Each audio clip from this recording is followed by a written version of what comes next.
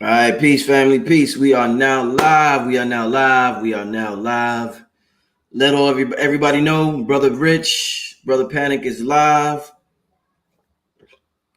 They say Rich don't ever be on time. It ain't my fault, yo. I be trying hard. Them floods out there, boy. I be trying hard. They lucky anything's happening after that shit. Today. Yeah. So family. So I know a lot of y'all was on the live with Aquarius Maximus, and you seen the flood was coming. Never seen nothing like it in New York. I'm good, family. I had to cancel my show yesterday, family, because I spent majority of the day cleaning up, and I was just exhausted from cleaning up the basement. I had to go to the backyard, clean up the backyard and everything. So I was just exhausted, but I'm going to reschedule that show for next week. But literally, family, I've never, ever seen nothing like that in New York, ever. Like, the city was fucked up, big time. So yeah, but I'm good though. But yeah, it's a sign of the times. A sign of the times. I'm sure Panic will bring that up during our talk. Welcome back, my brother. Good to have you back on here. Great to be here once again with Brother Rich. It's actually been a long time since we did an interview. Mm-hmm. You're the only God on the planet that I will do an interview for. I appreciate that, my brother. Happy to be it. Only questions that are worthy of action. worthy actually. Oh man, let me get to a few ads. I want to give a shout out to my brother King Simon real quick. Let me show this to y'all, then we could get started. Let y'all settle in, get your son to eat a little snack if you want to. It's what is Friday night, right? It's Friday night. If you want to get a little drink or smoke or whatever it is you do, shrooms or something. Good question. Let me see. Let me get some of these papers. Oh man. Well, I'm trying to get the camera right. There we go. Oh man. We're gonna get a pack of these joints cracking. Some of these golden teachers. All right, I had that before. Real quick, family. Number 347-496-1022. Holla at my brother King Simon for your numerovation consultation. You can text him your full name and date of birth, and the brother will get back to you and let you know what's going on. He's one of the best with that. So make sure you support the brother, good brother. Also, shout out to Copper Child Mike L, the brother that sponsors the show, that the hats I wear. He calls them crowns. Shout out to that brother who puts together the crowns that you see a lot of people in the community wearing. That's an awesome brother. His contact information is going to be in the description as well. With that being said, you had mentioned a book, Panic. The last show we was on Tuesday. Yeah, Cyclomancy. Now, yeah, so that book is sold out now. It's no longer available. Out of print. Tell me, before we get into the interview, tell me a little bit about the book and why that book is so rare. Why do you think it's so rare right now and hard to find? Okay. It's been out of print. Let me see. It was first printed in, let me see. Printed, looks like 1962, but hold on. This shit is so a little bit older, so it's a little bit weird. They don't have it on that second page. Yeah, I remember finding it before. Let me see real quick. But for the sake of time, I remember it being in the 60s when it was printed. It's on here somewhere. So what stood out about it? In the time, this had to be in the year of perhaps 2007 or 8. And at this time, I was in a heavy spiritual thing going on. I told a little bit of the story where there was this Bobby Hemmett love tape, they called it, that everybody was trying to get their paws on. Oh, Misconceptions of Love? Was it that one? See, I don't remember none of the type. It was with Shabazz? It was with Shabazz? With Shabazz. Okay. I think not Misconceptions. I don't know. It might have been. If you remember, we did the second one with him. He did number 2, and that one actually had me on it because of what happened when I watched number 1. So when I finally got my hands on this one, it wasn't the Metaphysics of Love and Sex. Maybe it was that one. Okay. Maybe it was that one. But it was one of the ones that was supposed to be one of the ones. So at this time, I was still working IT. I had to get up whatever time in the morning, and it was late, so I couldn't watch the whole thing or enough of it. But I was so dying to get this tape. I watched about an hour, and he was kicking it. He was just saying shit that was just made basic sense at the time. Like, your lover isn't responsible for your love. It's your love. It's your chakras. It's your heart. You're responsible. And really, through that person, it's really you letting go. You finding love that's really in you. Oh, here's some babies. You're finding love that's really in you. So all of this was like boom, because you're always taught this bitch better act right. You know what I'm saying? This nigga better act right. Otherwise, the consequence.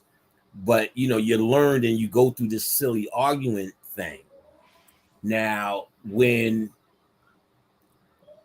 him just saying it like that brung the ball back in your court, and someone who was trying to understand how to master self, that little note was an important thing.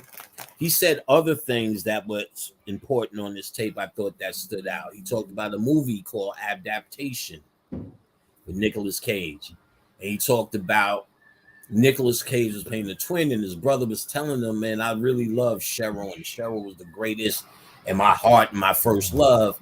And then his brother told him, "Well, she used to make fun of you. She used to talk behind your back. She didn't love you at all." And Nicolas Cage said, "Well, that's her problem. I was in love." So what Bobby was pointing out was, you have to be in love. It's about your love. And before I watched, I was just taken back by that alone in the first hour. And when I went to sleep, I made this vow. I was like, I want to know what the divine feminine has to tell me, no matter what it is, no matter where it takes me. I'm ready. And then went to sleep, woke up an hour later, had hives all over my body. Thought I was going to be a motherfucker at work. But it kind of went away. And niggas go, I was on the internet when the first Pixel opened up. I was already signed up on all of that shit in beta. So I signed up on Black Planet when everybody, including the news, said never meet someone offline. It's instantly rape. I had no idea that people were doing this. So when I got back to work, everybody's on Black Planet. Niggas started telling me, yeah, I met my wife on Black Planet. And, we're doing everything, from Genesis to Revelations with these chicks. And these chicks are doing, the same to us. I go, oh, well, let's investigate. Let me just warm up this account. And the trend was to inbox you. And then in the inbox, the next step was to ask for your IM. Right. Or whatever. That was where it was. You would get it, and girls around the country. And it took me a few months to realize that's what I asked for. And that's how she responded. And it was intense because there were ancestors coming through these women. And some of them motherfuckers like aunts to me. They're my friends' moms. I'm talking about who knew me forever. Like, you never had relish before? That's relish. Bro, it's good. Like, that little that I could see them. So one of the first things I learned that sex is a greeting or a meeting in that world. It's not like how we view it here. So Rhode Island was along that journey. And I love Rhode Island. I used to hang out in Rhode Island when I was young. So I was glad there was an occasion for me to go back, and went to a used bookstore. and grabbed a lot of stuff, then started looking at this book here, Cyclomancy, out that store. Now, the order of the day, and here's where it gets important. This is all of that stuff got me to this store. The order of the day was each book you would read, you would see it now. There's this warning: what you do may come back twofold on you. Mm-hmm. All that's bullshit to scare you or scare us more or less from really getting into some super funky cold Medina shit. Right. So now, but it still is that stigma in your head. You know what I'm saying? You still, no matter how much you read, you still hear that warning. So it's an effective ass mind control tool. Now, it takes you a while to get past that shit. But then you hear why Simon was forced to put a warning in his Necronomicon book, because motherfuckers was fucking with those spirits, those Sumerian spirits, and really getting fucked up in the 70s. And so it's stuck in your mind. Now, about this book, there was no warning. He's talking shit.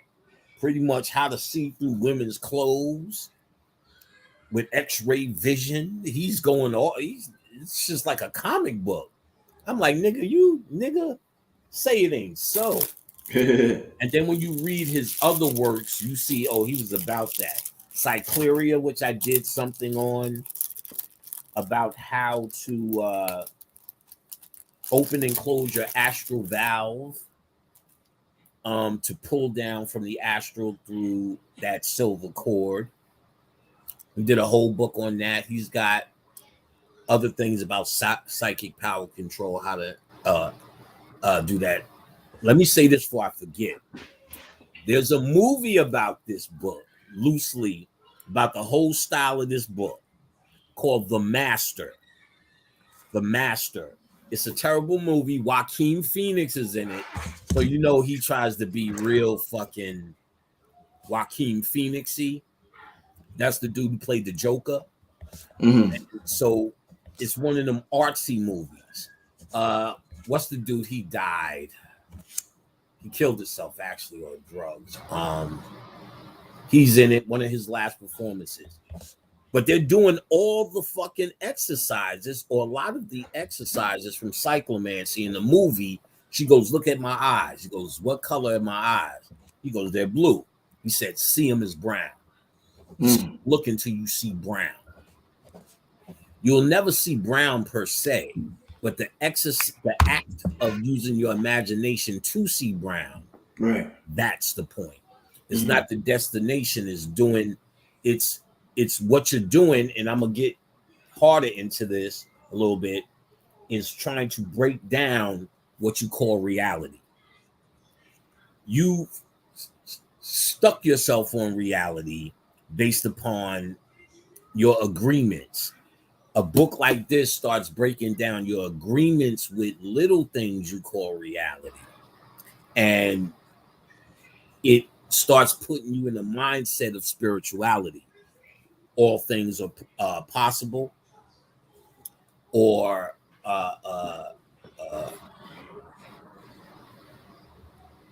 more creative and what you call it, visionary in your thought process and how you factor in how you see yourself.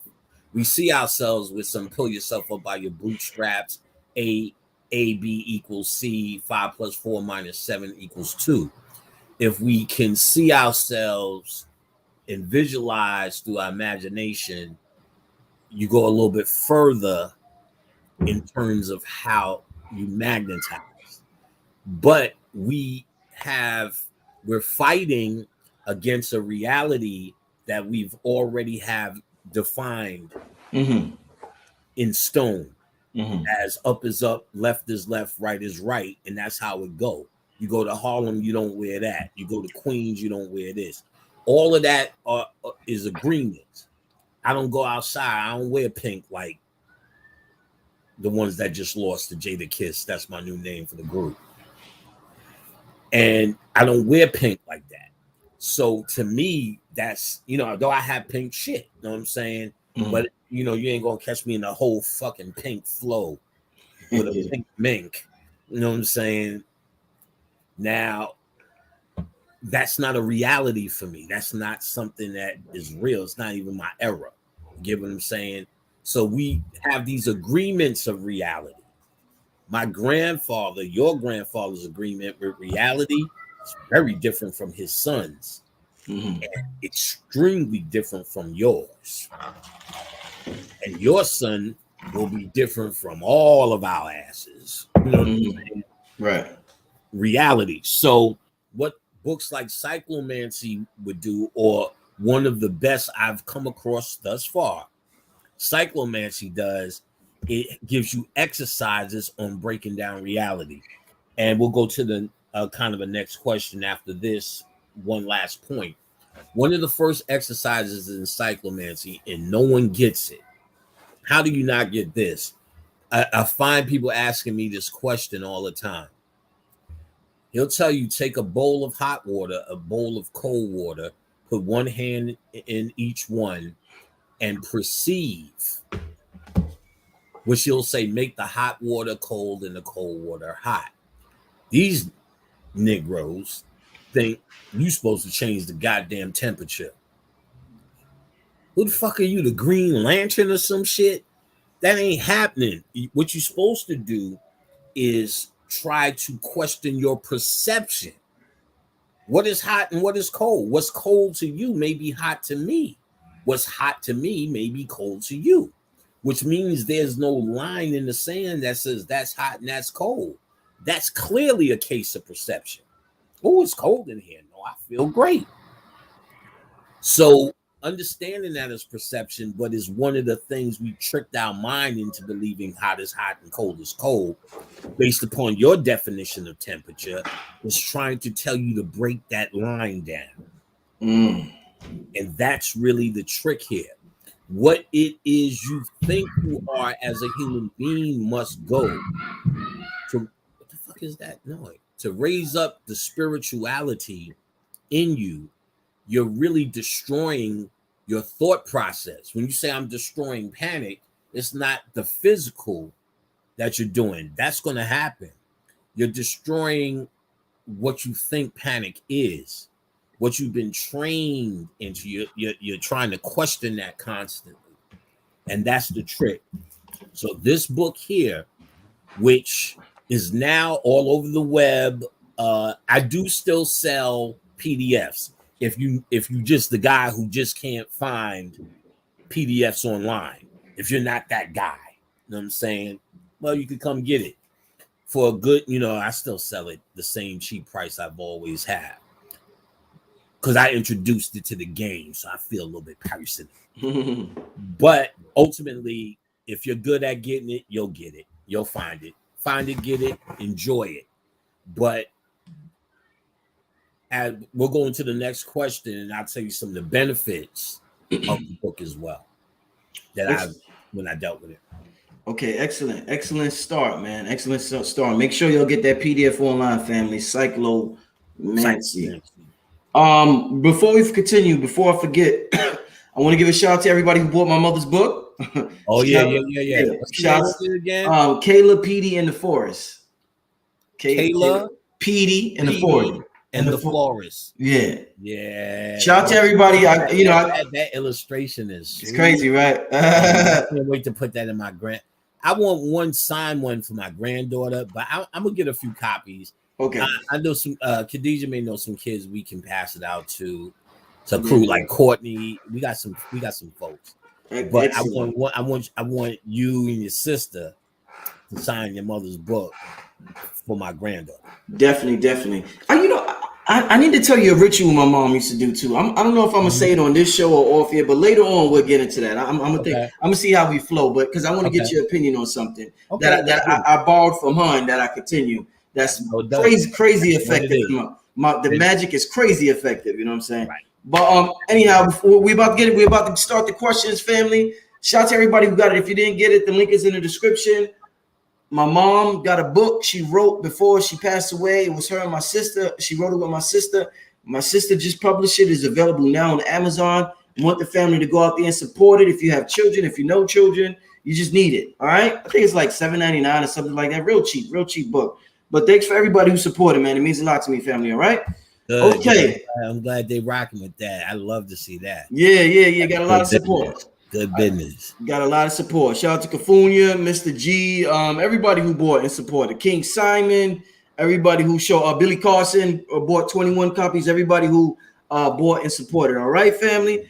All right, let's continue to get into the show. Now, this is amazing. Death is something that has mystified humanity for forever. I want to ask you, I guess to start out with Panic. Yes. We're talking about, psychic power, death, and life after death.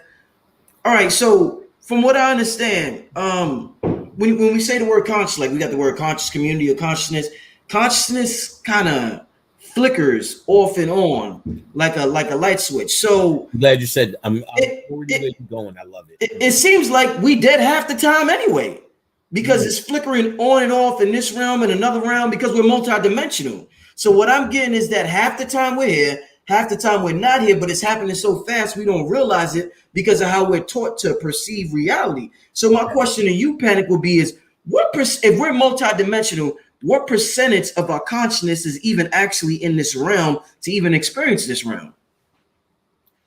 I don't know if you could really put a number on it, but let's say we had to, then I'm going to use the same 10% of brain power that they say you have, or the 10% of tide you give up. Yeah. If I had to put a number on it. But the first thing I want to say is this to set the record straight, and you would know anyway.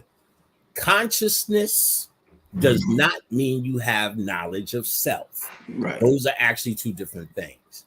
Consciousness came about when more and more were gathering, and people were gathering from many different places. But when that gathering happened, no one argued, no one yelled, no one felt anything.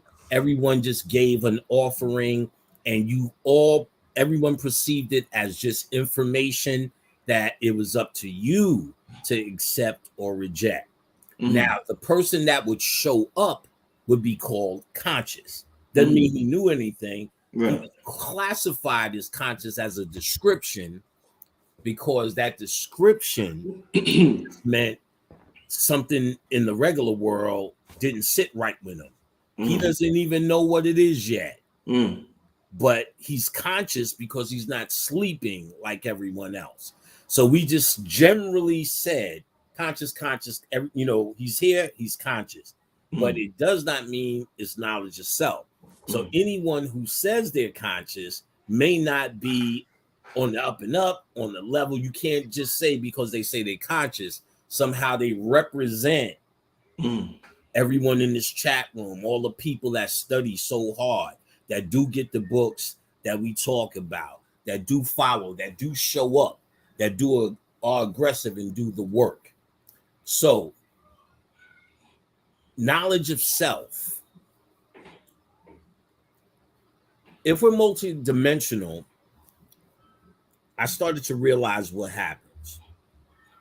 Let's say they tell you Panic comes home and makes a choice for lunch. Every particular choice he had is being played out somewhere.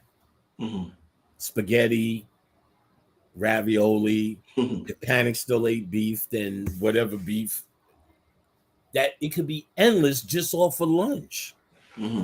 Doesn't make sense that all of these people are living off of the lunch thing. We got to think a little bit. And then after lunch, we do the same thing all over again for dessert. And if I take chocolate mousse, that's a whole nother life path. Versus, nah, that doesn't sound right. See, we hear these things, and I try to always get students to use their own mind to follow it through. It doesn't sound right just on the surface, which means you have to dig more. And when I dug more, I found out, boom, waves and particles. When they talk about the two things, they say when you observe they turn to particles. Remember that? And when you're not observing, it's quantum or waves. So if all of those things happen, it's all just data. You're not living it out. What you're living out is what you observe. So there is a panic that lives in the street, a panic that has flying saucers, does cartwheels, goes to Central Park every day, panic who doodles in a cup and plants. All of that exists as data, as zeros and ones. But I, who observe, can become any of those guys with my observation. So I'm pulling from data, and all of those possibilities are there in a quantum level. There's no panic on this planet, panic, virtual Earth number 4,732. Panic the doctor. To what end? So when do you die? Does Panic the Doctor dead when I die? Do all the panics die? Do I get peace? How can I get peace? Where's my soul at? How many souls do I have? And that shit don't add up. When you start saying we live, yes, it's happening, but if we're not observing it, it's not being played out. It's like data. So everything we possibly do is data. Panic, who did the panic, and all them choices, it builds up into zeros and ones. My observation or laws of attraction can make me that dude. That's why when you were 18, you were one individual. And then when you was 25, you was a whole nother entity. It's like your attention went from Rich, who liked the New Jack Swing at 18, to Rich at 25, who was all about that Def Comedy Jam life. Then Rich at 30, you know what I'm saying, who had his office gear on, you know what I'm saying? That kind of shit. Then Rich at 32, 33, who said, hey, listen, so I don't even want to say 33. I am not and don't know shit about Mason, nothing. I'm not connected to that. I do not care. That is folly to me. Like, what are we going to do? Go there and talk about, well, you know, whatever. But ultimately, I don't want 34, Rich, might have said, oh, this information. And you were observing a new Rich. So where was that Rich at? Where was he waiting at? Was he living out a life somewhere? No, he's here because you seen in your mind who you wanted to be. I want to study this shit right here. This is interesting. What you're doing is now changing your consciousness to another parallel dimension. And it's being played out on this grand stage of Earth. There's not many Earths. I don't know. Right? Because I don't know. These are things we really don't know, to be quite honest. But we have to speculate how I just speculated. So, yes. Panic, when we change our consciousness to parallel dimension, like you're a different entity right now because of, you know, your level of awareness than you were when you were young. So should you not share that past from that entity you were when you were young? Because this version of you didn't experience that, because this is a different version of you. So does that eliminate your past? All you though, but let's not forget, they're all you. It's all your data. It's like my computer has data. You ever get your laptop? How the fuck did this get full? But you're not utilizing everything at once. When you're using Word, you're not using the internet versus playing a game versus Netflix versus whatever. So you're doing one thing at a time. In the computer, there's your hard drive, which saves all your data, then RAM memory, consciousness, subconsciousness. Computer stop. Consciousness, subconsciousness, right? So in your subconscious are all of these panics. They're all me. Right. So the little young panic is still connected to this guy. Or if I was a doctor, that guy. Or if I sold hot dogs in Central Park, that guy. You get what I'm saying? That would just be the path I chose. So you're choosing your paths. During slavery and this Holocaust, What white people try to do is get in your head, mind control you into picking paths that they want you to choose. They want you to act like they want you to act. So you normally would be who you're going to be. You shift parallel dimensions all the time. You're not the same guy. I'm not even the same guy when I started speaking on Blog Talk. You know that more than I'm more crass, more what the fuck, nigga. And you just learn while it's seeming like you're learning more, but you're shifting consciousness. We say it all the time. So what is that? You're going into your hard drive and putting something in RAM that you now know is better. Or we say it this way: we're going into darkness and bringing forth a new light. So, Rich, you're much smarter. You're much wiser. That's what your parents said each time they seen you grow from each stage. You know, oh, you got so tall. You growing a mustache. Look at his shoulders. Remember that era? And then afterwards, oh, look at Rich. He looked like one of them boys from outside with all his sneakers. With the do-rag. Yeah, I remember. Yeah. Develop, but what you're doing is actually seeing who you want to be. I remember saying, wow, I like these cut-up jeans. I'm going to start cutting my shit up. I'm going to be that guy. And then, you know, before you know it, wait a minute. How am I dancing to house music? Let me take off some of this cut-off shit. But you know, it's all you. So this is really the paths that you're choosing. And that's really the key. There's no way all this shit is being played out where? I mean, to what end? Like, you're going to meet another panic. Hey, I'm the dark side panic or the light. I'm the church panic. No, I could have been the church panic here because this is the stage. So all of those particular parallel universes are in you. And you bring them out with your attitude. I want to be a butcher, a baker, a candlestick maker. That's all.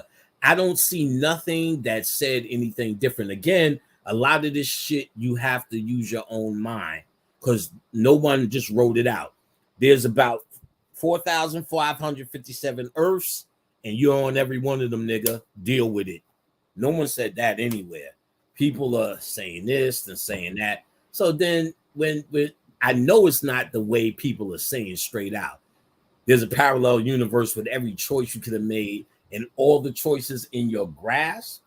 That's endless. Should you go to the bathroom in 3 minutes or wait till after the show? And then that's a whole life that spewed off. I don't doubt it, but it's all up here. And if more major things are what you change and not bathroom times. You know what I'm saying? Am I going to stop eating beef? You become a new nigga. You're pulling, that guy exists. That's why you can see it up here. Yeah, I don't really like it. I don't really eat steak. Hamburgers only thing. They got turkey burgers, veggie burgers. That's you really magnetizing that, or you really just retrieving the data. What you're doing is being able to see that guy. You're asking him to come forth and be a part of this. You're asking to observe it now. It's in its waveforms. You're asking to look at it. I see this guy. You're starting to look at it. The same way when we start seeing bad shit, oh, this shit is not going to work. Oh, this and that. We say, stop talking like that. Stop thinking like that negatively, because we understand innately if you can visualize it, you're giving your attention to it, and that's what makes it in this world. That's what brings it to this world. I see nothing outside of it. Again, you have to forward think with that, channel with that. That's nothing I've seen in the book where I can say, look, nigga, go read it. But it sounds solid to me until I find something else. And that's the key. If I find something else greater, I'll throw all of that away. But until now, that's the best I got on it. You know what I'm saying? Dope.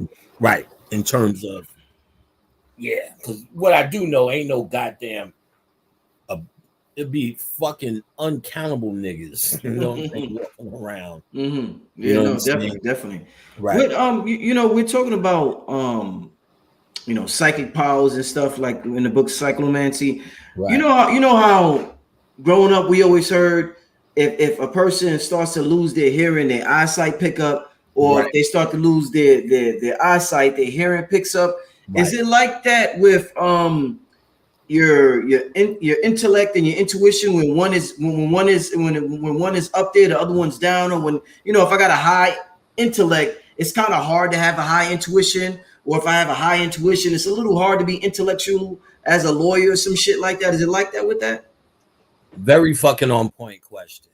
Hells to the year. Kenny Manza was my assistant.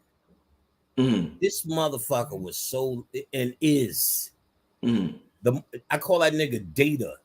He's Black Data. Star Trek. Yes. Google standing. And that's how he always was. In fact, that's what made I said, Kenny, the Shy Lights 1953. He's just like, damn, nigga, like, how you know that? Shit. And then he'll add some erroneous information like Data. Yeah, well, they used to have a beach, right off their property, and they used to do nigga, the Shy Lights. So he was real logical, and that's why he sat with me, because he did have a spiritual breakthrough. But he's been coming around again lately, and there's a lot of data going on. But I could see he now maybe understands the two. And it's hard, like people fall into logic as a safety net. Logic is what we call intelligence, but it's a product of the ego. And so spiritualists are really, the very question you ask is, I'm a product of someone who knows how to be intellectual and spiritual. That's a hard thing. Right. Bobby knew how to do that. So when Bobby met me, we kind of bonded because you don't find many. If you notice, in each time, you can tell, even the last thing that all of us did, you had Brother Phil and Billy, who were logical. You see me, I'm laughing, giggling, still can make jokes. I don't come with logic. It's like I come a whole different way, and I know how to do that. I know how to speak from the spirit, but I also know how to take your ass through a book escapade as well. That's hard. That's very hard for folks. And I see it's really one or the other a lot of the time. And once I start associating in class logic with the ego and explain that in detail, some people see their plight, but some people you can't see. It's like you can't see what your nose looks like. So they try to even understand it with logic. They can't just get out of it. I've seen that problem before. So that's a big deal. You got to understand the nature of logic and the ego. People still think you got to beat your ego, eradicate it. You need to understand it and appease it where it needs to be appeased. Put it in its proper place. It's under you. What we have, it running us. And that's where it's really out of order. It's what we lead with. It's what we think we are when we come in pontificating. Right. And it's just the observer. It's just the observer. It should be your intellect is how we should interact in, as human beings. It is a human trait. Again, it's a product of your ego. So your ego doesn't want to sound stupid. You don't want to sound stupid. That's right. In Mind Control 101, that's one of the 7 things. You don't want to sound like an asshole. So your ego doesn't want that. So what does it develop? Intellect. And you hide behind big words. You hide behind your outfit and your ability to not laugh when the joke is told that may be a little bit niggery. Oh, this nigger. You know what I'm saying? And so when I see that, I understand the falsity of it. You're trained in understanding. You're trained to look for that. So I can meet you, let's say, for the first time and talk to you. No, I'm speaking to somebody just from this conversation who's coming to me from his heart. Then I know niggas that's coming from me trying to get likes and a great show and all, which we all should be trying to do. We shouldn't make our shit shabby, but we shouldn't stoop to low levels to get this across. This is about love and the heart.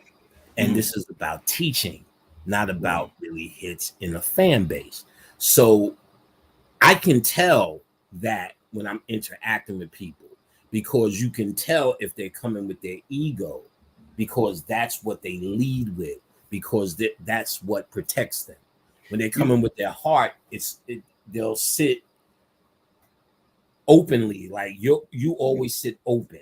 When more relaxed, you mean? They'll be more relaxed, but your chest is open. Okay. Because where you're coming from is here. So you're not blocking it, you're not doing this, you're not doing that. You'll come and you'll be like, yo, panic, but yo, panic, or yo, whoever. You always do it. And then the intellectual dude, he's this dude. Like panic. You know what I'm saying? So panic. You'll see him do this too. You'll panic.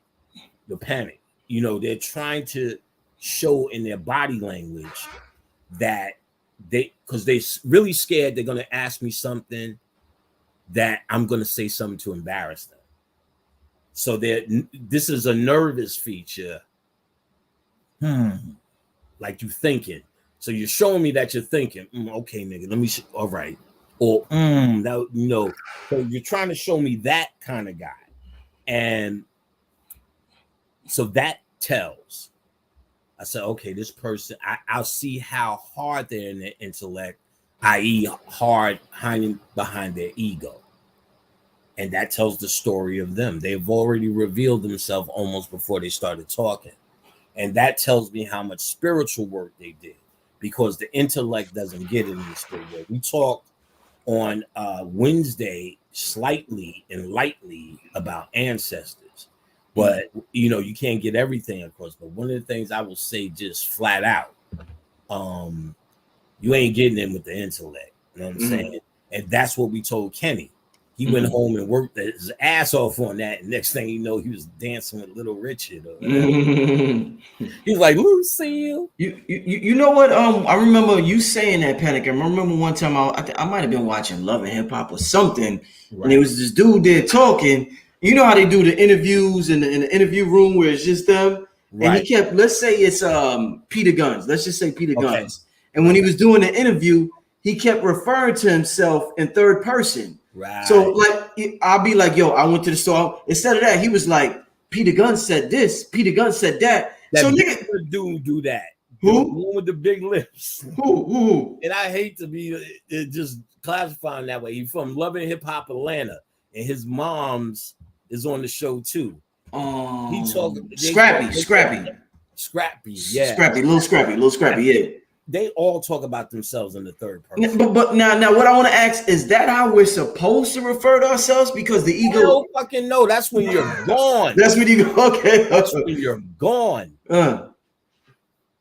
This is called know thyself, not know that other guy.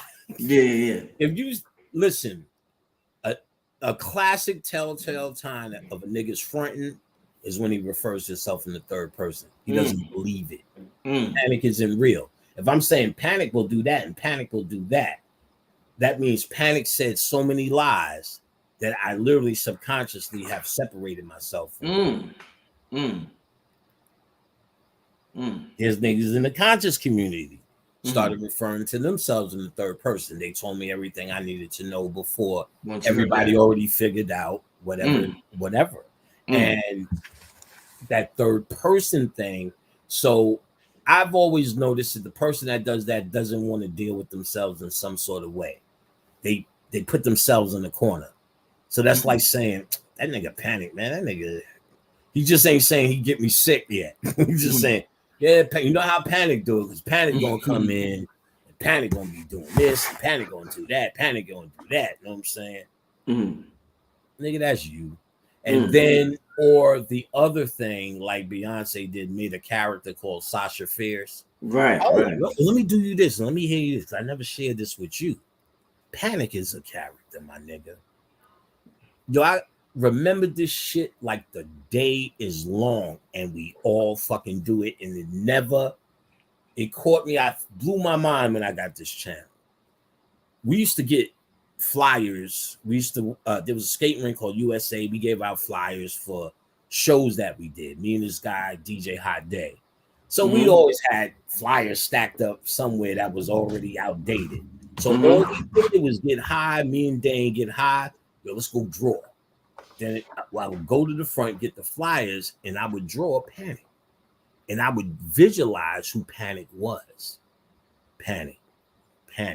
Now, it started when I was 13. Dane actually picked the name for graffiti. That's all it ever was. I was drawing in the neighborhood, Panic.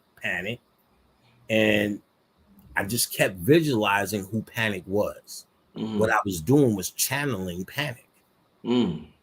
I was Larry at the time, but I visualized who I needed to bring here to do the work. I brung Panic here. Panic is destined to come here at a certain time in this body. That shit is real. Never told you that. Now, kept channeling him, and I would visualize what I thought Panic was. And I had to be 17, 18. So I'm thinking of my life. You know what I'm saying? How it was going to be. How it was going to be on the street, more or less. So now, from graffiti, niggas in the street is calling me Panic. So you graduate to that level. And I already knew who the character was, which is he existed in a parallel universe. But see, I'll do you one better. All of those parallel universes were Larry's that were Data. Panic came from a little bit higher.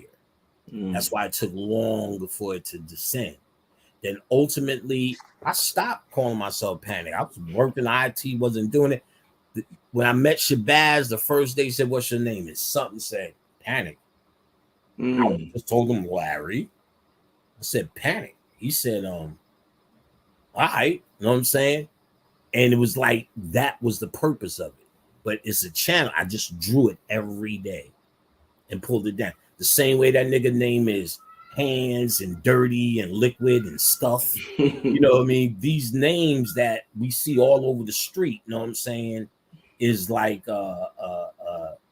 characters that you make and you create. Everything is a character. Right. This is a stage. Everything is a performance. So yes, you know, it was something I pulled down. And think in hindsight, I was able to see that. You know, doing a lot of talking to B.O.B. He's actually really good at his shit, man. Like, really surprising, really aggressive, really gets it. And he could fuck with some of the weirdest channels I get.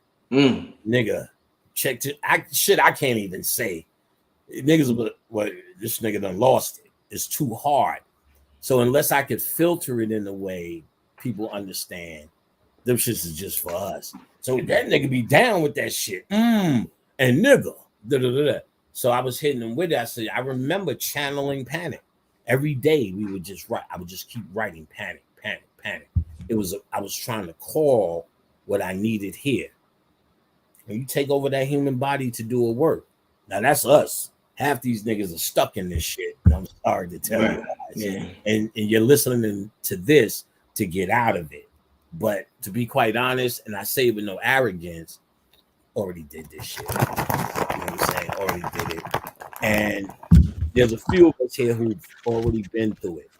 But the good news is you'll find it in the Kuan Yin Bodhisattva story about compassion, about those who turn around and see the compassion in human beings and come back.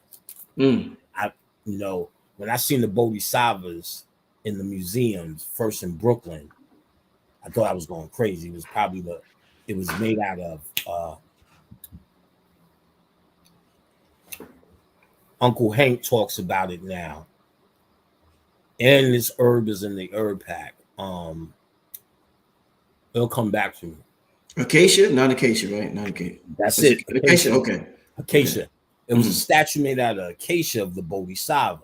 I took a picture of the name. I've never heard of this. Then when you go to the Met, they have a whole Kuan Yin Bodhisattva room right before you get to the Hindu spot, and was taken aback, like it was flooring me. Who the fuck are these guys? Called Bobby, told me to get a book called The Way of the Bodhisattva. You guys could find it. And he told me about the story of Kuan Yin. So I knew I was connected to that this is already a done deal. You already passed go. You already figured it out. You already got your goddamn t-shirt and your crown. But before you leave, they say you turn around and come back to teach the compassion. The Bodhisattva becomes Kuan Yin. That's why it was so profound when I was dealing with Tara. The crying, I'm sure I've talked about it with you, with the crying and all the shit. It's connected to Kuan Yin. So another thing, I was complaining one time. I just told niggas, why niggas is still saying this? I said that clear as day. Explained it, and Bobby seen the frustration. So he was like, well, you've done it before. This is new to a lot of people. So a lot of these people, Bro.Rich included, I believe, came back for this. And Bro.Rich will tell y'all, and I know some of y'all are new, some of you guys are old, but there's at least 15 teachers y'all never heard of that were monsters that are gone. Heard something about, you know what I'm saying? Like just Richard King alone, you know what I'm saying? C. Freeman now. I know there's certain tapes going around. Richard King didn't have any tapes, I don't think, going around. Either way, when this circuit was going on, all these guys made the transition. Is it true Brother Dawood also made the transition? No, he's still alive. He's still here. He's still alive. Okay, yeah. Okay. So now, all right. So, so in other words, that work, Rich, I think is done. I think that was it.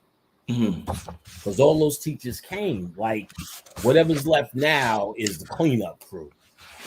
But you were clear back then that these people have been here before. When you was in a room with those heads, Rich, I'm sure Rich remember, you was clear.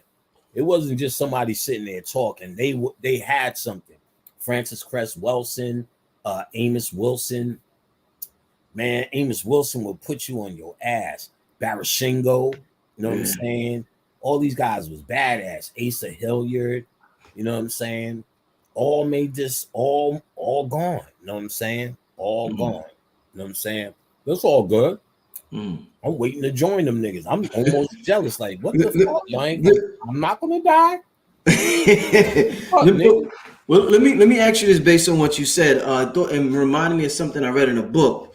This book, the name of this book is The Infinite Minefield. You ever seen this one, Panic? All right, let me read this to you because it's something you said, and I'm gonna ask you a question. Let me read this. Okay. By evolving through space-time, by organizing itself into the complex variety of existence, God grows and learns endlessly, discovering awareness through each of us. God's countless inimitable selves. In our cosmic game of hide and seek, God hides within each of us, within all of creation and throughout space-time.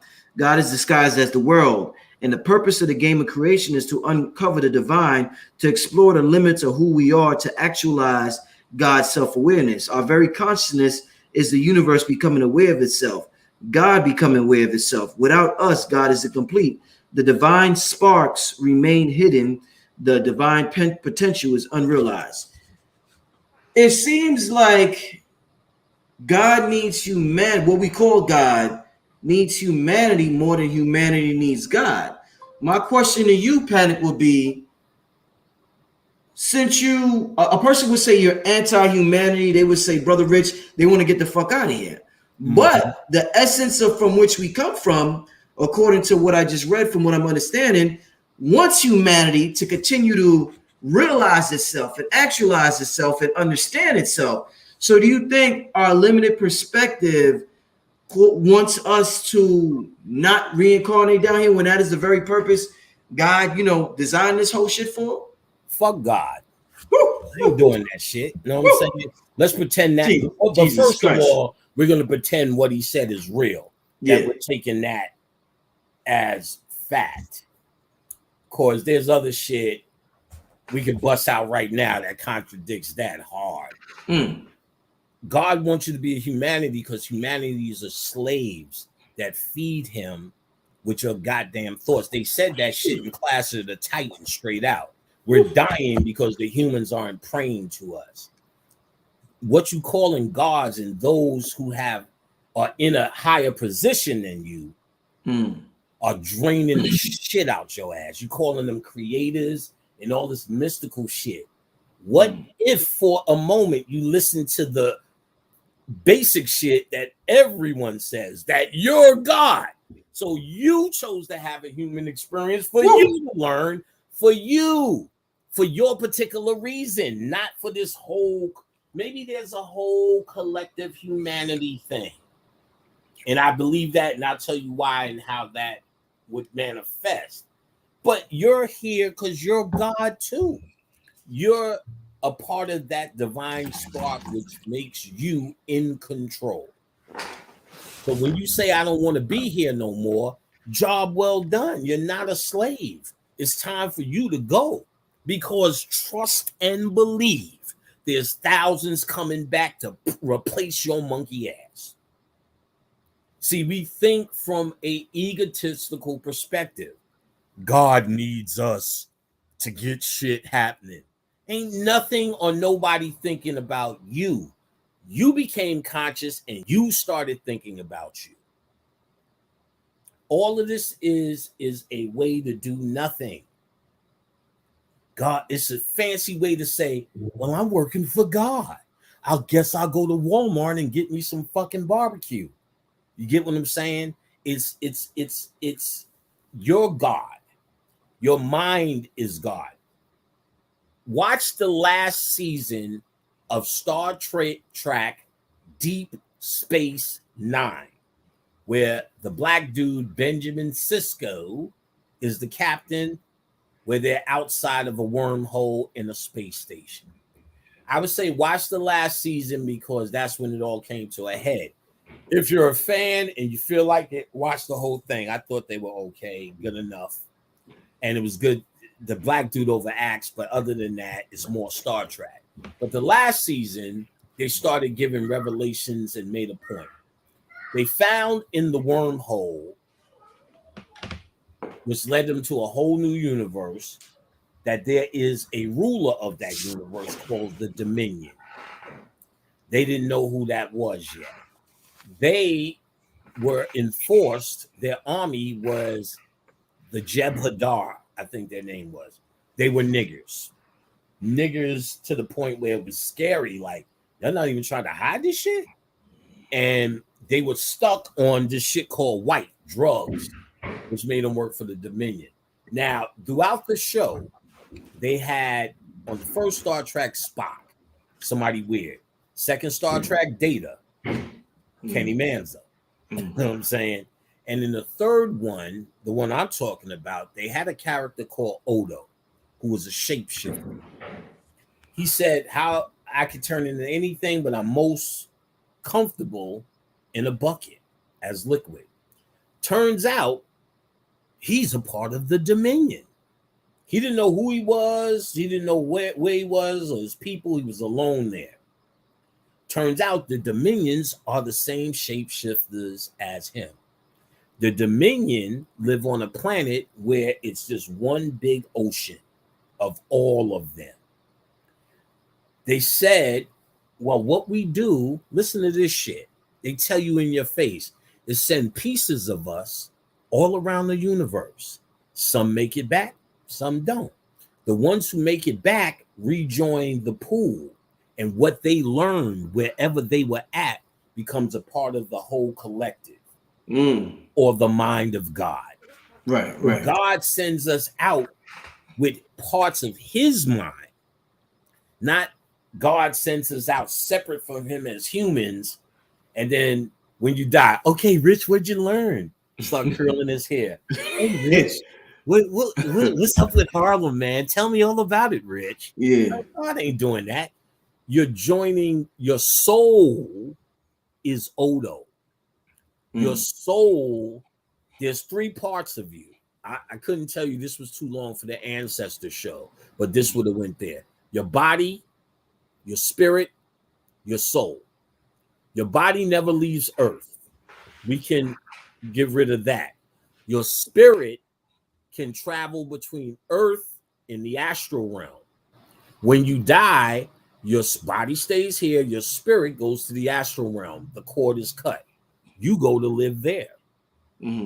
Now, if you are operating with your mind, imagination, and visualization. Your imagination is how you build your world or your home in this etheric place. If you have a tortured life here, you're in hell there. If you have an ignorant life, you could be in hell there. There's a book called Astral Travel by Gavin and Yvonne Frost. They're husband and wife. It's a little blue book you see everywhere. The first half, one of them wrote. The second half is on fire. The first half is okay. The second half picks up. They tell you about the characteristics of what you're going to see in the astral world during astral travel. You see people hanging around churches. I've seen all of that. Stuck people. There's people who still learn in the astral world and get out without even incarnating. My aunt said she wanted to stay with me and learn. Eventually, she came to me in a dream. She was an Orthodox Muslim. These guys were yelling, Allahu Akbar, Allahu Akbar. We changed to a Kala Akbar. I said, oh, she's telling me her new name. And so she got it from there. So your spirit stays alive in the astral world as long as people remember you. So as long as they're putting up pictures, not even spirit-wise, it's your family. If you pass, they're all going to have, that's Richard, he was the grandpa, these are his grandkids. Rich used to make a peanut butter salad. You're going to make that tonight. If all of this, without spirituality, them remembering you keeps your spirit alive, because your soul may have gone and got another body. You may be eating that peanut butter salad as a kid now, or you may just go home, move on. I don't want to be here no more. I've gotten everything I need to get. But your spirit still will exist, because it is not a thing that needs something. It's a signature that Rich left behind. So what are the characteristics of Rich? Rich could talk, I would say. Rich could ask. Rich is a host. So if I'm ever in a situation, I said, damn, man, we need somebody to host us, man. That's really good, man. This nigga suck. Yo, let's fire this shit up. Get Rich's picture. You know what I'm saying? I know exactly what I'm putting up there. The fucking turkey burgers that you like so much. Facts. Boom. You know what I'm saying? Putting that up. And I'm just going to start there. Everything I can think of, your logos, your Rich. I'm just going, but see, I know how to just talk. I don't, Rich, I need you to come in, get in this dude's ass. So it's not like you're saying, okay, Panic. It's like you're just energy now. You're like plugging into electricity. This is how I plug into you, because your consciousness is gone. But I need that guy. How did that really work? Let's say I was the Dogon people and we worshipped and ate and drank and created the same minds in our culture for hundreds and hundreds of years. That means when people die, they expect the same thing. So in the astral world, their spirits are being collected in a location or a frequency where the Dogon can tell the young Panic, you have a question, ask the ancestors. So he's really picking from thousands of Dogon. Saying, how do I make bread pudding? So one of them dudes made it. You understand what I'm saying? The ancestors are good for your human problems. The gods, really, even Lakshmi, use Lakshmi for spiritual prosperity. You can use it for physical, but you always know a nigga that used to get money who's gone. Right. Call that nigga. He knows Earth. He was here. So you think Lakshmi gives a fuck about Earth? She's an energy signature that's never been to Earth. Lakshmi, I need help with my rent. What's rent? So it may happen. You understand what I'm saying? Usually it's somebody else doing it because these things don't care about that. But your uncle or your cousin, your get money uncle, your cocaine uncle, he know how to get some dollars. That's who the fuck you call. You get that nigga coked up. So, yo, I need this, work with me on some shit. What was that name? Phil said the Mustafa, or remember that? Remember? Muskavu or something. Yeah, the Mustafa powder.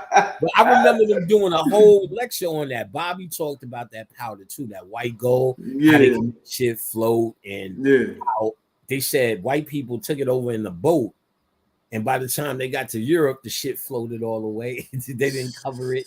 Like, just dumb shit. But yeah, the Mustafa'lis. Yeah. Mustafa'lis, my nigga. Wow, man. Wow.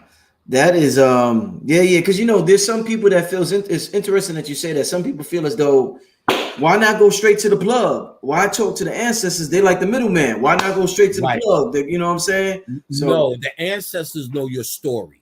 That's their big deal. That's their big deal. What we've now did was church them and Jesus them.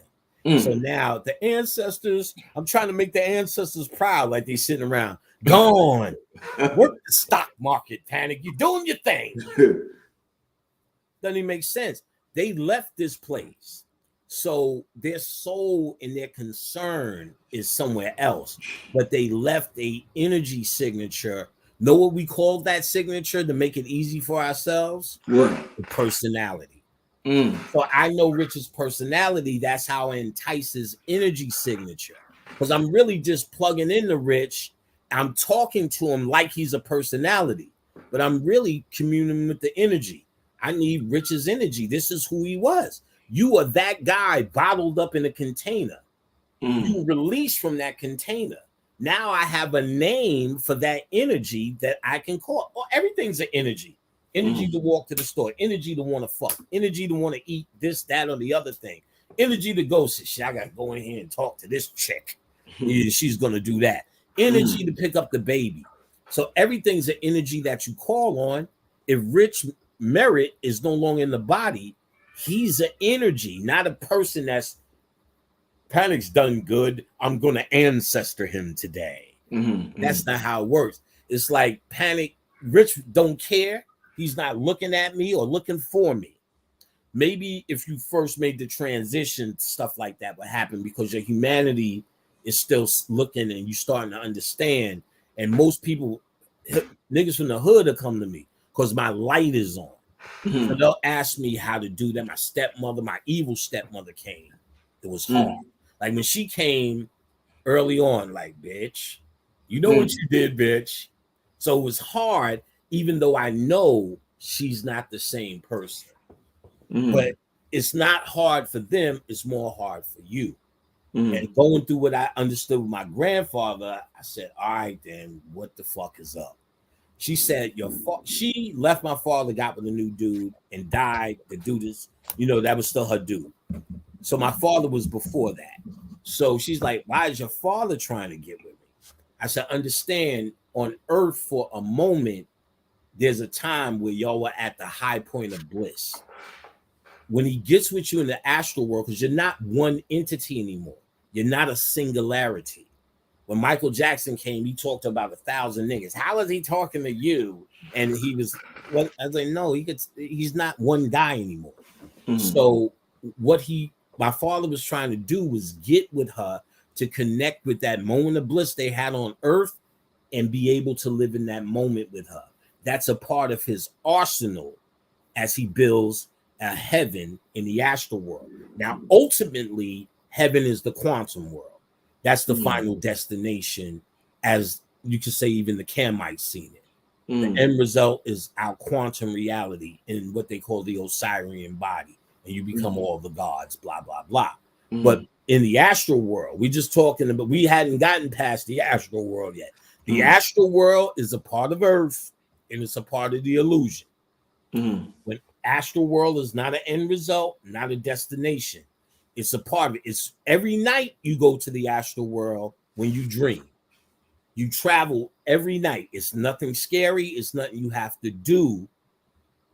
What your true astral traveling is only becoming lucid of the traveling that you do. Not waking up, y'all had a weird dream. Waking up, you're actually finding techniques to bring your consciousness in the dream with you. Excellent book, just like Cyclomancy, is a book called Astral Dynamics by Robert Bruce. A how-to on exercises on astral traveling. When I did that shit, that was the shit that got me in. Astral traveling separates the men from the boys. Once you start fucking with that and you become competent in that world, that's when it starts talking back to you. You become lucid in that world. And becoming lucid in that world, more lucid in meditation, lucid in that zone out, you can stay in that moment because panic is there controlling it. Usually panic is back on Earth while I'm somewhere here. And then when I come back, my memory is trying to remember bits and fragments. When I bring panic with me was what you truly learn in astral travel. They tell you all that shit, and I did all that shit in the dream, move your hand, stop shit from you. Niggas was arresting me. I'm like, oh, hell no. In a bed, in a hotel with Khadijah. She's visiting. This was before we got together. She's visiting New York. Wake up, nigga. I've learned how to meditate. I've been meditating since I was 10. My father was deeply into that shit. And I could get so deep, like in a barbershop. They'll tap me. It's my turn. I can't just get up and turn. I'm literally sleeping. I would experience paralysis. So that same paralysis that people complain about, I could go that deep and be aware where I would literally have sleep paralysis if I tried to move. So I know how to consciously call myself back, wait for my spirit to get, because your spirit is what animates you. You're still alive because it's cut to the core, but it's actually in the astral world. So what do you recommend when you have the sleep paralysis? Like for people, just try not to get up. Just if you're aware enough, lay your ass there because it's going to be struggling. What happens is you come back into awareness in layers. So your consciousness comes back before everything comes back. So you're up and aware, and then you try to do what you do, but you're not totally back yet. And you can't move because your spirit is what animates you. So when you die, your spirit leaves and it lives in the astral world. It can come to Earth, that because it's the same thing. The astral world is more etheric, but Earth is more material. So that's why we can call spirits, give shit to spirits, physical things. We're in a symbiont relationship. This is not really your true high self. It is what the creator made to actually fool you. It's the dream world. When you check out the Gnostic shit, they'll tell you that the creator that they're calling God, like I said, it depends on what God that dude is talking about. You feel what I'm saying? Because there's an evil lesson. Like in Gnostic thought, there's the one true God. Then he created 8 deities under him. Loose to run through the story real quick. The lowest deity was the Great Mother, Sophia. So the Great Mother Sophia couldn't see above her. And ego took a play. So she had a baby without the Holy Divine Spirit, recognized it, threw it in the abyss, Yaldabaoth. And of course, he's seen what was happening as the mythology goes. He's seen what was happening above his head, recreated it his best he could. For the firmament to rest his feet, he created earth, and to rest his head, he created the astral world. So what they're saying, where he controls your dreams, this creator that everyone's given, he needs this to unfold and look at himself and all that bullshit shit. in a way that's true, but they're still attributing it to someone outside of you. You came here to do that for you. And we don't want to take, it's everything not to take responsibility. I'm doing this for somebody. I'm on a mission.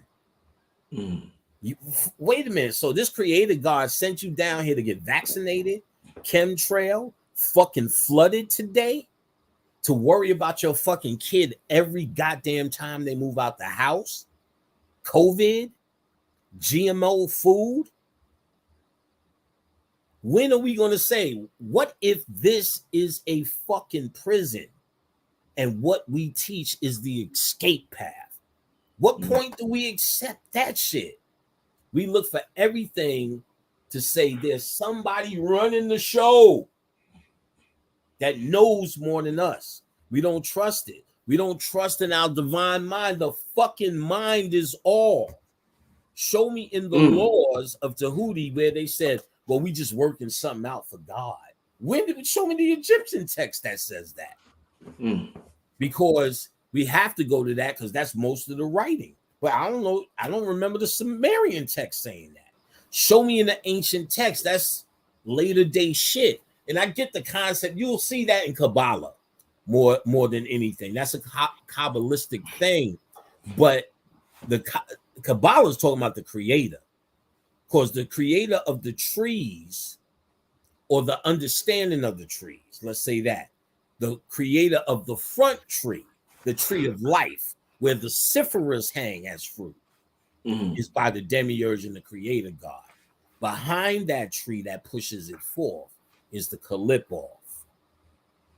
And that's the true tree that pushes light out of darkness. Out of darkness comes light. One of the first things Bobby Hemmett told me before I started speaking, this ain't about no dark side shit. I've never come out going dark side, nigga, dark side. That became a religion. I helped to stop that shit because it's out of darkness comes light. The darkness is that ignorance in you, and it must become the light side. I am a light nigga. You know what I'm saying? A nigga of light. And I'm willing to go into darkness to get it because that's where it exists. That's the alchemy. You don't get light from light. You get light from darkness. So why all the Baphomet and the Satan? Because that's the sciences of the darkness. That's the negative polarity that brings you to the other side of that coin. Positive polarity, Christ. You can't become the Christ until you become the devil. And they're the same thing. And not only that, Brother Phil just got finished explaining that on the last show. The bright morning sun. So if you understand, it's not dark versus light. Dark, just like hot and cold, as I pointed out in the Cyclomancy, is one thing. It's called temperature. And dark and light is one thing. It's called temperature. Right. It's light. Or light. You know what I'm saying? You can look at it. Well, black and white, or dark in illumination, if you want to say. And Brother Phil Valentine pointed out something a long time ago, and niggas should have blew a louder horn to this one statement. You know, Phil, well, beloved, he said, if you're in a room of all white light, you can't see shit either. The end. We tend to think in a room of darkness, that's our problem. But it's the contrast between the two, right, that makes you see. So darkness or light is not a choice. The alchemy is understanding how they mix. In my whole book, I told you how to mix the angels with the Goetia.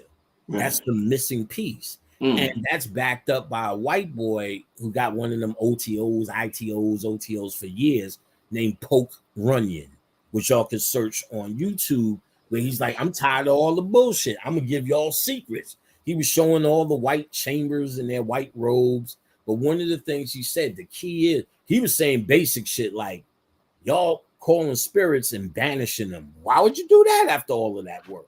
He said, if you think you fucking with with the Goetia and you drawing a circle and they staying in it, you a fucking fool. Like, there's motherfuckers who just get it, even from white boys. It's something in you that can see through all the writing, all this philosophy. You got to follow it out. We're doing this for God. So why are we? When did you sign up for that? Like, what do you get out of it? After it's all done, where you go? You understand what I'm saying? Like, it just makes more sense when you study all the ancient shit. It's on you. There's no. Tell me what you seen in the Matrix that they said we doing this for somebody else. Everything was trying to get Neo to realize what was within. That's what consciousness is. When they say that shit, they make a philosophy, and it's a left-handed way to get you to believe that somebody lords over you still, put you down here, and making you do. You don't even know why you rich merit if you take that thing. Why are you that guy? Why am I this guy? You know what I'm saying? Why am I panicked? So he could see where we gonna kick it once I die. Yeah, boy, Jesus. Man, you had me in some shit. But let me tell you what happened. You know what I'm saying? He can come down like I thought he was God. What happened to that? Where's that philosophy? The know-it-all.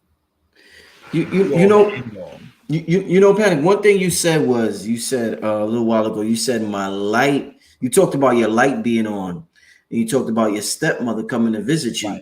Right. I want to ask a lot of the powerful people in this world when they were children, they went through horrific things, molestation, abuse. Let's just use Michael Jackson as an example. Okay. Do you think that the people who have the brightest light have the toughest childhoods because entities could see their light? So they're like, oh shit, that motherfucker down there. Oh, I'm going to get this nigga Panic or this nigga Rich. Oh, let's find a way to attach on to his light because this nigga is bright. Does it work like that between the different realms? Good fucking question, Rich. Your ass is at it. Best at it. Best to ever do this shit. That's the only interview I do with you because you ask shit that's worth a dime. Thank you, brother. Thank you. Out here.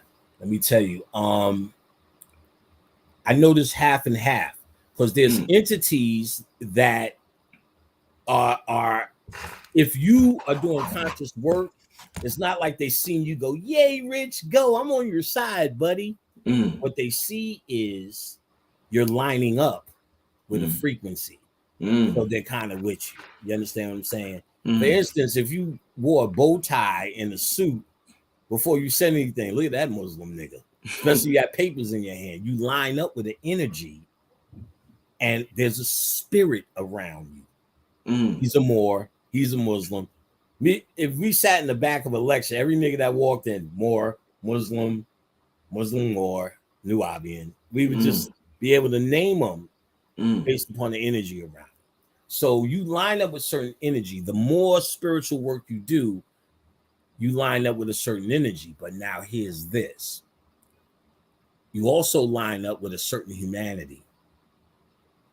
And the more human you are, there's energy around you that seeks to keep you human because it feeds off of it. So in other words, if you got a chick in the house, you a bad guy or a pimp, and you got a chick in the house, you're going to tell her and do anything to her and show her anything to keep her staying on the street.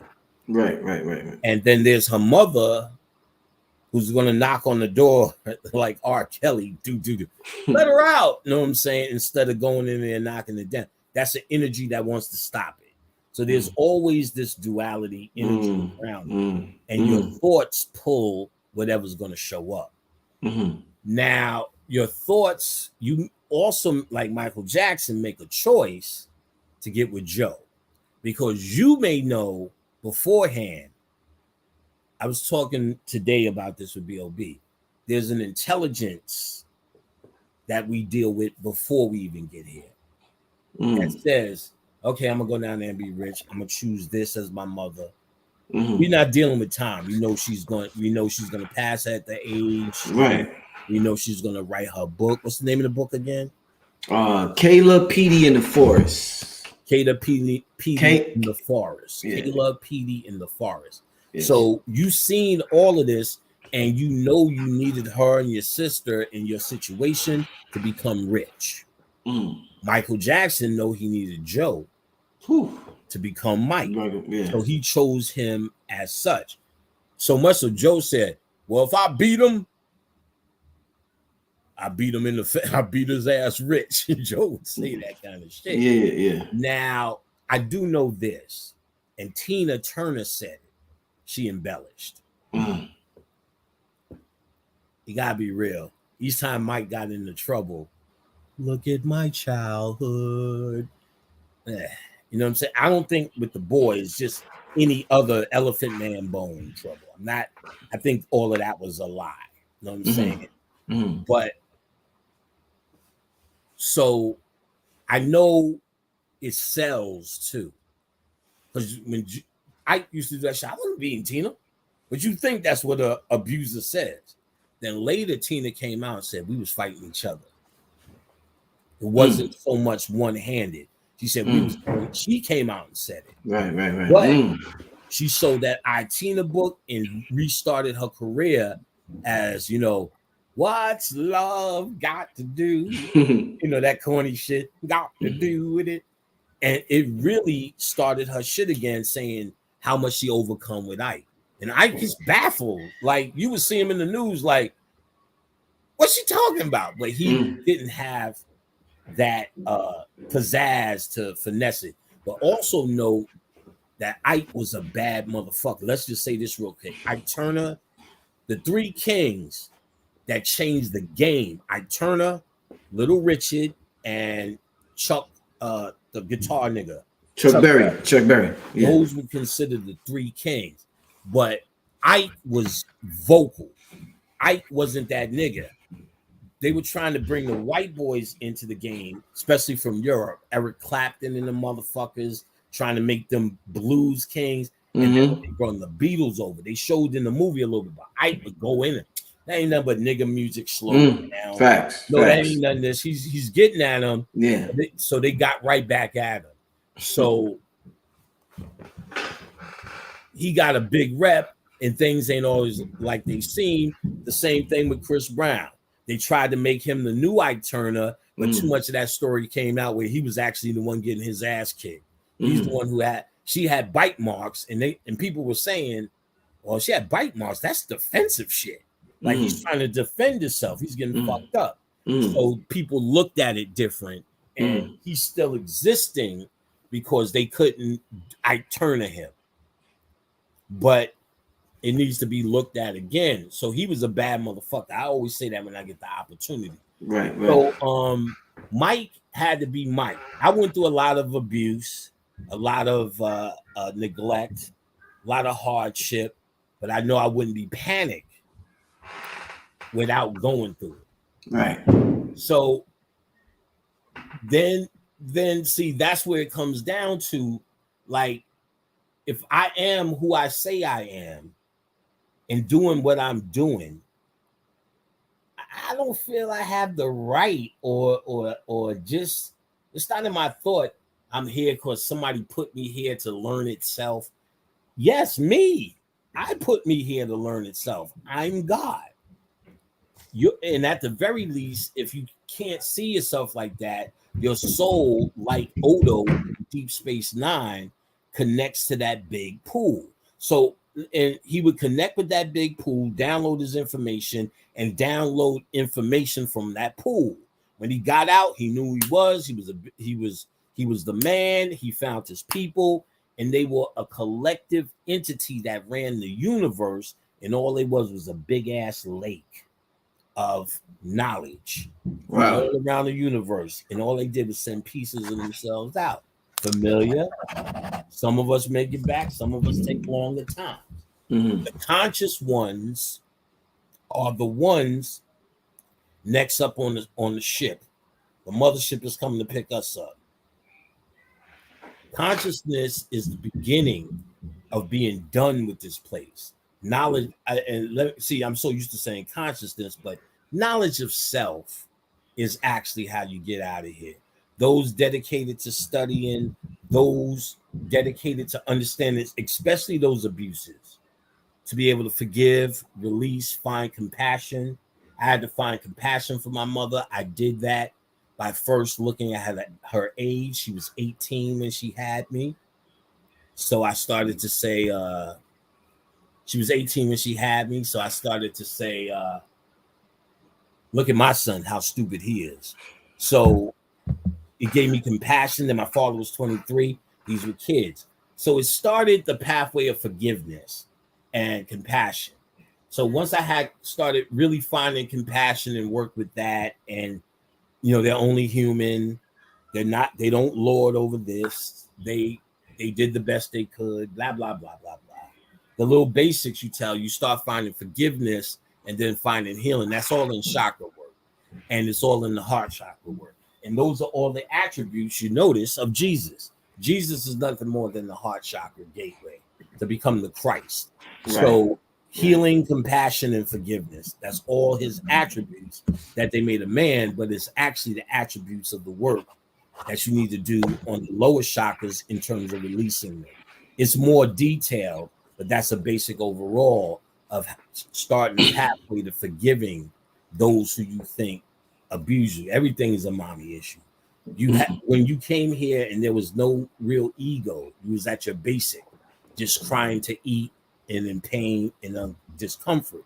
You didn't know how to express what you wanted yet. So, and you don't know what pain or hurt is. That's why they have to watch the baby or walk into anything, touch anything, put anything in their mouth, because your ego tells you no, it'll kill you. They don't have that yet. So the mother, no, don't do that. Stop, sit up, stop. No, sit up, cross your legs. Don't do that. What you say thank you, say thank you, say thank you, blah, blah, blah. This is programming. This is repetitious programming. So the mother, as y'all go through life and the flaws, all the shit you think the kid didn't see, and they eventually grow up, and then it'd be shit you thought was the greatest greatness. And they'd be like, but you fucked me up with that one. Nigga, I thought that was the best move ever. You just never know what's in their head. So it almost seems like they need to see something fucked up to exist. They need something to overcome. Like my boys needed to be mad at us to finally get out. And I think it's final. To finally get out, they can't just do it. They have to be mad at us so they can show us something. They need something to get there. And everyone needs something to get there. That's what the abuse is. I think that's the nature of this place. Everyone in some sort of way is being, and then let's say your mom was the greatest, I'm sure your job, somebody. And if you're having a great life, Brother Phil already told you again, agitation is missing. You'll be back, son. Shit, man. Damn. So with you talked about the astral realm, right? Let me bring up a personal example to make it more real. Get your opinion on it. So when my mother was in the hospital, like before she passed away, she had kidney failure. So she was on dialysis. So there was times when she was fucked up bad. She had to go to the hospital, stay there a couple of nights. Right. There was one time she was messed up real bad, and she was like, I think she was in like a coma. I'm not sure. She was asleep or something. And she told me when she woke up, she told me, she was like, yo, Rich, I seen your father. She was like, man, that nigga had the nerve to tell me, her nickname was G. So she was like, he told me, G, come with me, come with me. So she was like, nigga, I got these kids to take care of. I ain't coming with you, nigga. Fuck out of here. You know what I'm saying? And she was like, when she said, man, get the fuck out of here. I'm going with these kids. That's when she woke up. She was like, she immediately woke up. Right. So would that be, using that as a personal example, would that be an example of the astral world? Absolutely, because that's her first stop. Right. I can tell you two things about that. I had a boy, KL. He was in a rap group called Screwball. He passed from complications of asthma. He had real bad asthma. And finally caught up with him. I think he made 40-something. And he was a business dude. Since he did have records out, Marley Marl eulogy, did his eulogy. Premier Pete Rock worked with them, so they were there to see him off. And Marley said, "Yo, I've been doing this shit for more years than a lot of y'all been alive." and KL would still come to me with angles. This cat had angles up the ass. In fact, me and him got closer. We knew each other since we was little. I know his cousin, Poet. We got closer because I started selling porn and I was killing them. And one day I seen him. I said, yeah, sometimes I need help dropping it off at mailboxes. So he said, I'll get you. I called him one day. We filled up his car to capacity. The whole inside was filled with video boxes, you know, bags, and we holding them over. I just remember that nigga said, all of that is $10. I was like, yeah, some 20, some double, some killing them. 25 G's a month, killing them. Filling up all the mailboxes all the way down to the hood. He just loved that shit, the hustle. He passes in dramatic form. But long story short, I said, I'm going to get him through the astral world. There was another guy who died. Their name of the group was Screwball. The guy who died, his street name was Screwball. They dedicated the group to him. Lou came through, said, get him to me. Never did anything like that before, but wasn't scared about it. So went into the meditation, was going harder, deeper. You see yourself going deeper in darkness, which means you're getting away from this light. And so I could feel I was in that zone, in that place. So this is where imagination and visualization comes in. You want to stop and try to experience it like with your five senses. You're breathing in this dark space. You're moving around. You're looking. You're there. Just by looking around like you just arrived, tricks your subconscious mind into believing you're there. Right. That's what you do every time you walk into a new room. You look around. Look around. You do the same thing. You're looking with your third eye. So you do the things that your mind repetitiously does ever since you existed almost. Look around, smell, say hi to niggas. What's up, nigga? What's up, yeah, nigga? Like you just walked into a room. So you know you're in that room, and subconsciously you're tricking your mind into believing you're in that room. Now, five senses are your tools now.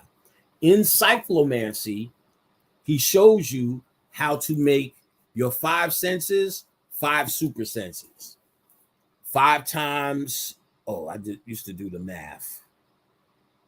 I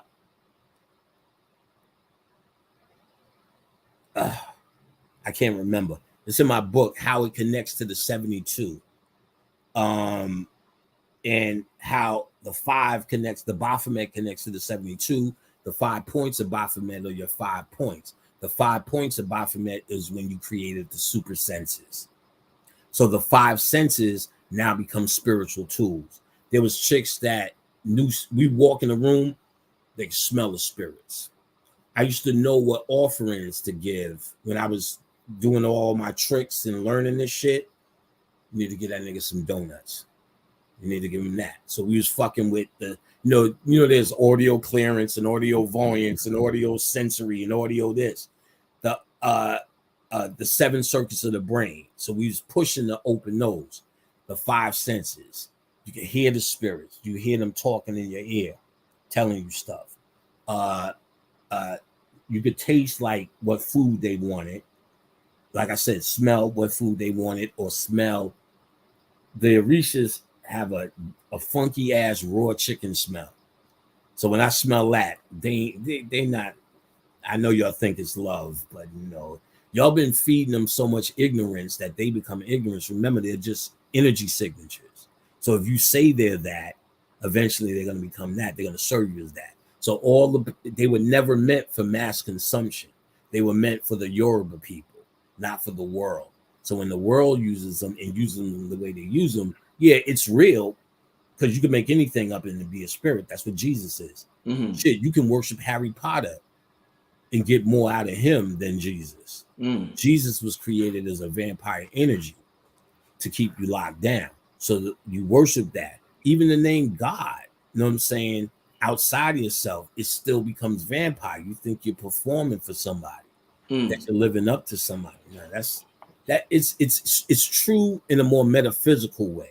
If you apply your divine, remember the mind is all and the universe is mental. If the mind is all, then that means what's the all? God. Your mind is God. So if you study your mind, that's why they say know thyself. You're studying the universe. The mind is all. The universe is mental. That means to study the entire universe, what must you study? Just your mind. Just your mind. I teach in class mind calisthenics. We getting down to it. Your mind is God. It is of its divine birthright. There's nothing outside of you. Nothing. Nothing in it, around it, or on it that does not belong to you or her. You're God.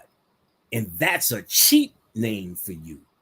God is just a title, to be quite honest. When you mastered the 7, the number 7, you become God. I became God because God is a creator. I can make anything I want materialize in front of me. Starburst, bing, anything materialize. Physical. It's not even fun to do no more. I don't even do that no more. You say you live deliciously. Deliciously. That's old shit I used to say. Oh, man. Yeah, that's actually old shit I used to say when I was trying to magnetize this, because it was a moment I was saying, yo, y'all niggas ain't got to be poor.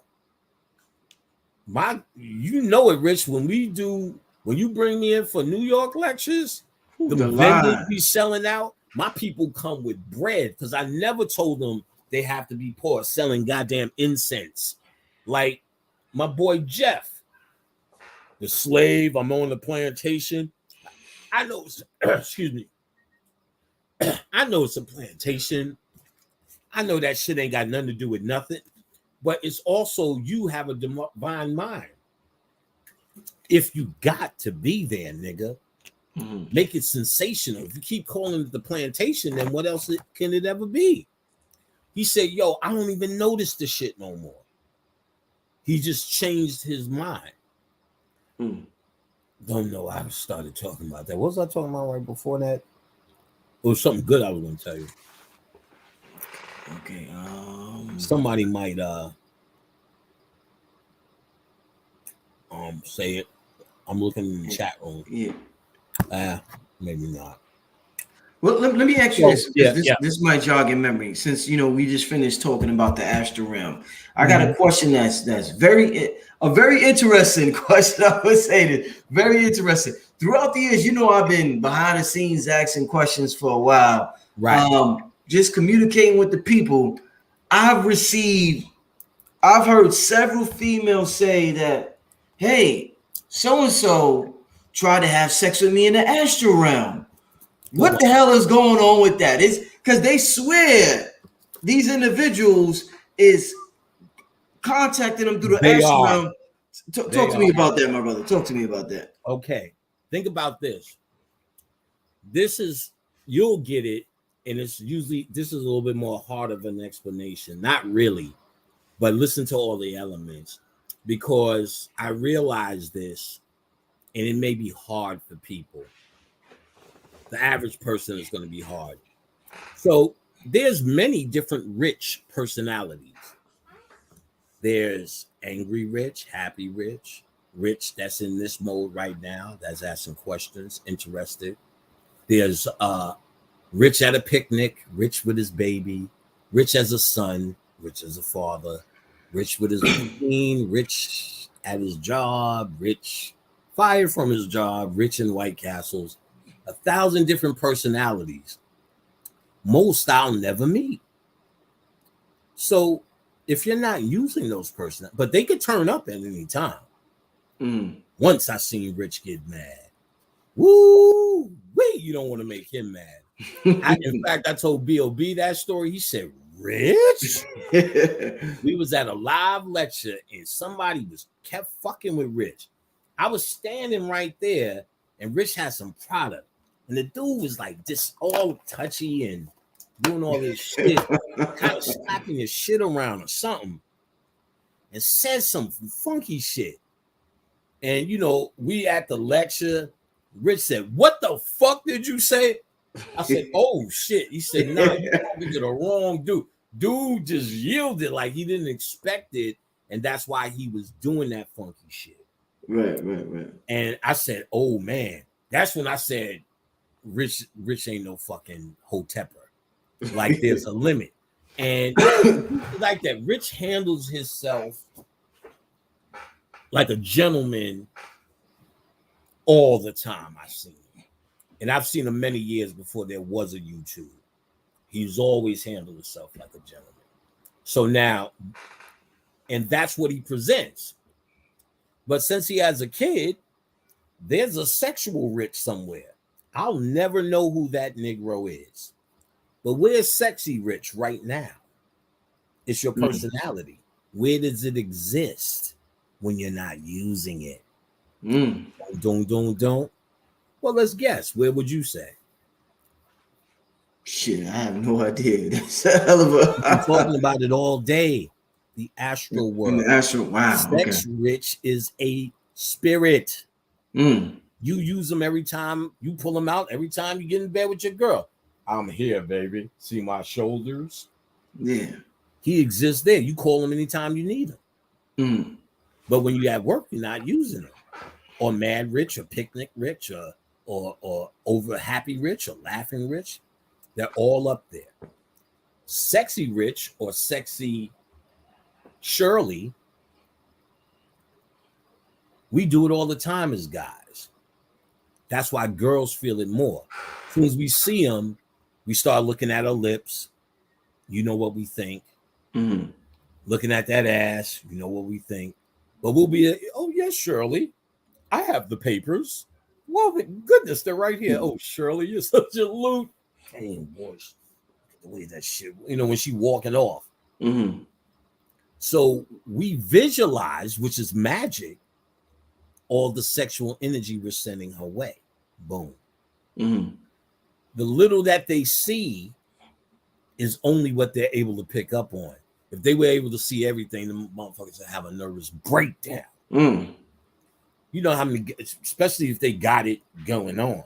Yeah. So what I found is in the astral world, you can connect with anybody's sex. You're not using it.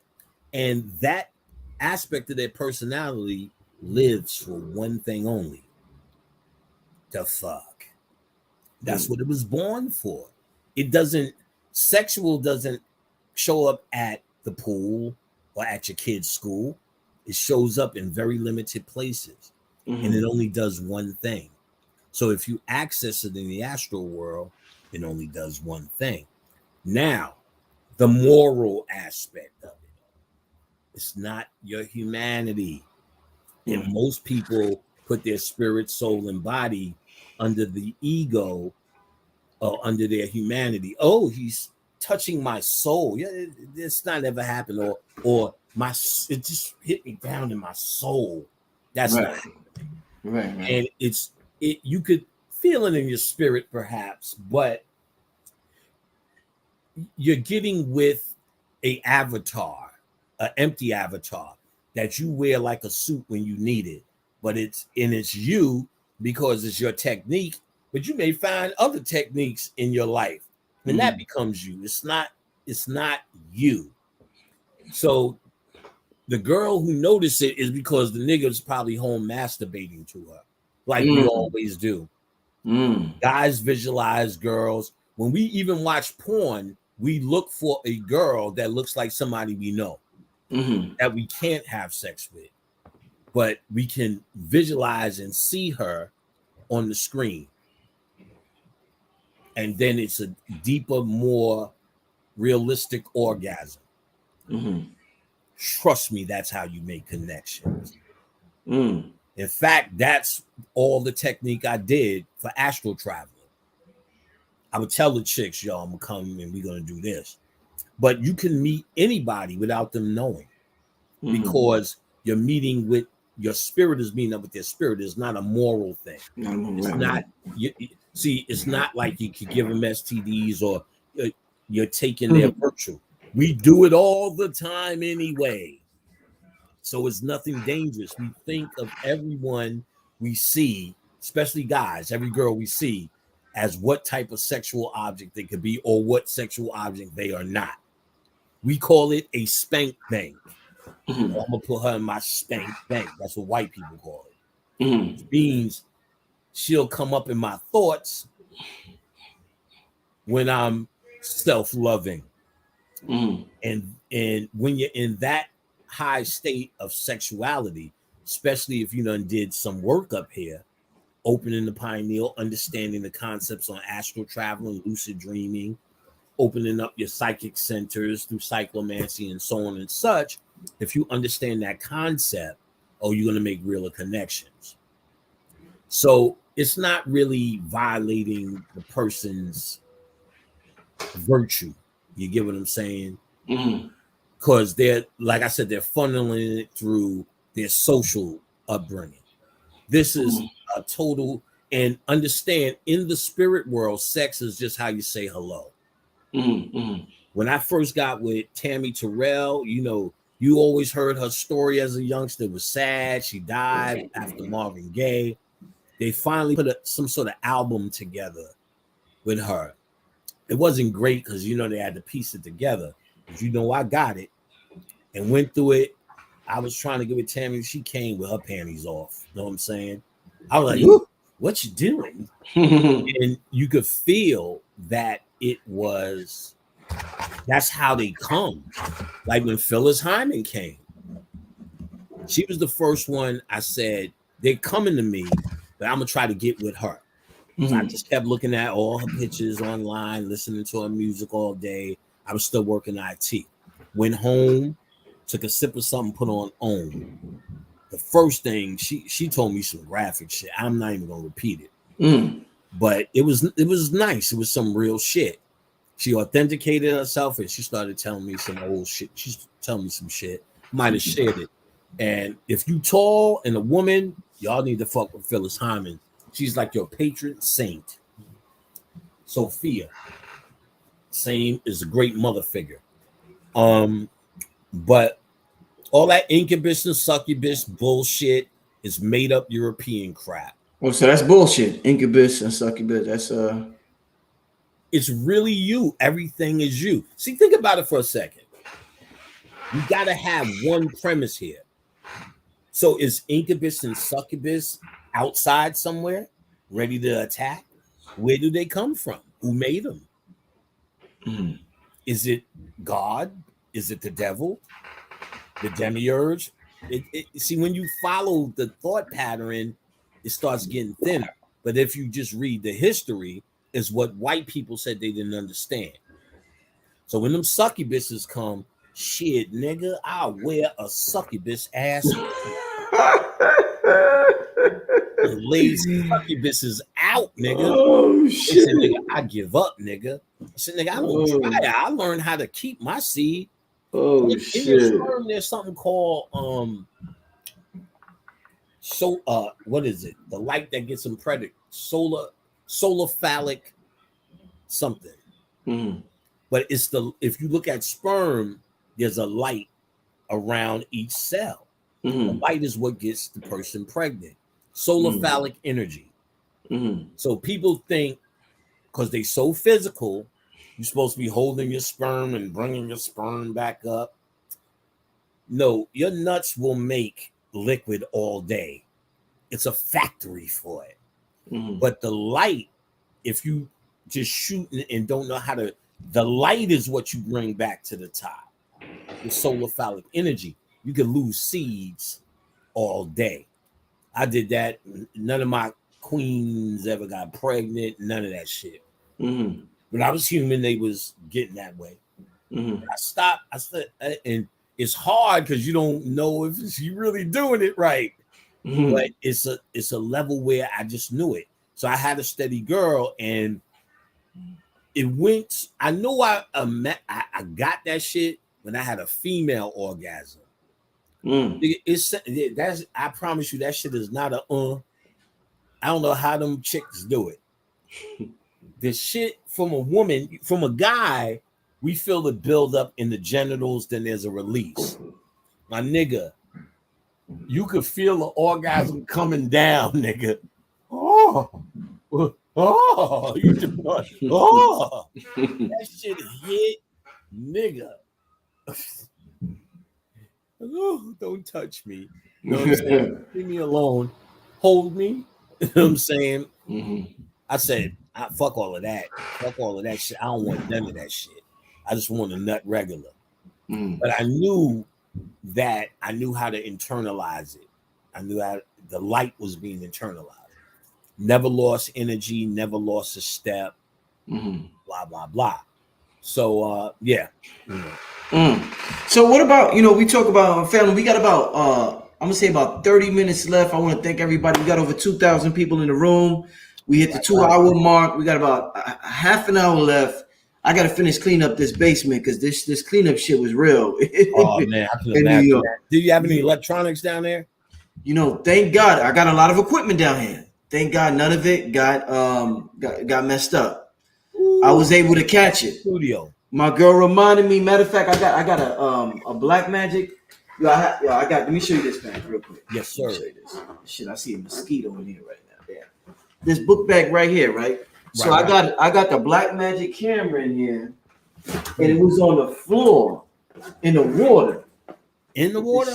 In the water. Yeah. Tell me the bag saved it. Yeah, the bag saved it. What saved it? My girl seen it. I didn't see this shit. Right. But my girl's seen it. Let me just show you, because I didn't even look at. I didn't even look at it yet. So let me. This shit is a little. No, I'm good. You see this? I had this, and I didn't even look at it yet. So I'm looking at it now. But everything is good though. But yeah, everything. I pretty much got everything up in time. So I'm happy for that, my brother. I'm happy for that. Excellent. That's good. I'm glad nothing happened big time. Yeah. Like on Earth, it's the shit happens place. And really, you're fighting for those moments, like how your camera got saved. That's why you line yourself up with certain energies and hope. But then you don't want to get discouraged, let's say, if something did happen to the camera, neither. Because one of the first readings I got was an EFI reading. I wasn't into occult. I was heavy into metaphysics and reading. I had a Orisha girlfriend. I didn't know about it at the time. And this was before Bobby Hemmett. So when Bobby Hemmett came in, he came in talking about how the Orishas got corrupt. I was like, nigga, I am on that page. I just came out of an Orisha house, and that was by design. And stock staring nuts in terms of how religified they got. And that's because they never left religion. You know what I'm saying? They just switched the names. And, you actually have to do work on your subconscious mind to free yourself from that. That's why when we hear things like God is doing this and God is doing that, we still believe that. Even though we consciously know there's no guy in the sky going, oh, my children. But we subconsciously were trained that it's outside of you. So that's why we say incubus and succubus, which is a European myth. They're easy to say. Europeans, they made up that bullshit about Halloween because it's really about the ancestors. But then, oh shit, incubus and succubus is coming. They made up that bullshit about Halloween and incubus and succubus. Read the goddamn script. It's from them. We wasn't talking about that. You can have something draining your ass, and doing all of that can happen. But remember, there's malevolent energies out there too. And that's why the African spiritual system, they had something to protect them from being human. That's why they made them dress and separate and not do this and rites of passage. And it's so orchestrated because the more you go crazy in human thought, the more you pull down, the more you actually create thought forms. that give you this bullshit. All of this bullshit that's happening to us is because of us. Remember, never forget, the elders taught us that Egypt was in decline when they started writing. So if they were in decline back then, what the fuck do you think was happening later? Even all that shit we look up to in cultures had to be in decline up until you have what we have now today. It's good we're at the grand rising, and Rich and I witnessed on this planet, probably many others, but on this planet, the birth of that shit really. You understand what I'm saying? And that led to a big grand rising. I would never thought we would have 2,000 people in the chat room. There's niggas who would lecture to 15 people and be like, today was a good day. It was a great lecture, right. Great lecture. 15 people sitting there. So, you know, not everybody gets it, I got to be honest, but they're at the starting gate. And remember, the starting gate is just to be called conscious. There's no conscious community. Conscious is just a description that brings you here. Knowledge of self is what you are. And to have knowledge of self, it's by its very nature is to up your character. Because to have knowledge of self, you're talking about the pristine you. So if you don't see anyone's character improving that chooses to stand in front of you and should be standing in front of you with honor, if you don't see their character improving, how could they be doing the correct work? Indeed. If you see their humanity improving, that's telltale. And you should run away or stay around to be entertained, but don't expect to learn. Indeed. I want to take about 2 or 3 questions from the people before we get out of here, because I see y'all been asking stuff the whole night, but it wasn't that time. I'm gonna give you an opportunity to ask the brother on live a couple of questions. We're gonna take about 2 or 3 questions before we get out of here. And before we do that, Panic, what's your cash app, my brother? What's your cash app? So they can support. Brother Pan. $, BROTHERPAN. Brother Pan. All right. Cash app, $, me boys and girls. Keep the lights on in here. Yeah, hit up my brother Panic. Make sure you show support. You know what I'm saying? This brother brings some amazing occult information, and I'm very grateful for this interview. Let's see if we got any. Let me say I'm grateful to be here too, Rich. I always look. You're the only one. It's the confidence, man. It's the confidence. I love to just be around the confidence, and I'm glad for that. I am glad to be here, bro. So somebody panicked. Somebody said, "How to hold the light from the seed?" Wrong. From the sexual thing. Yeah. I ain't gonna front my nigga. I kind of, it's no one method, and I have a lot. I always give methods. I didn't do anything. I first started reading the Montauk Chia.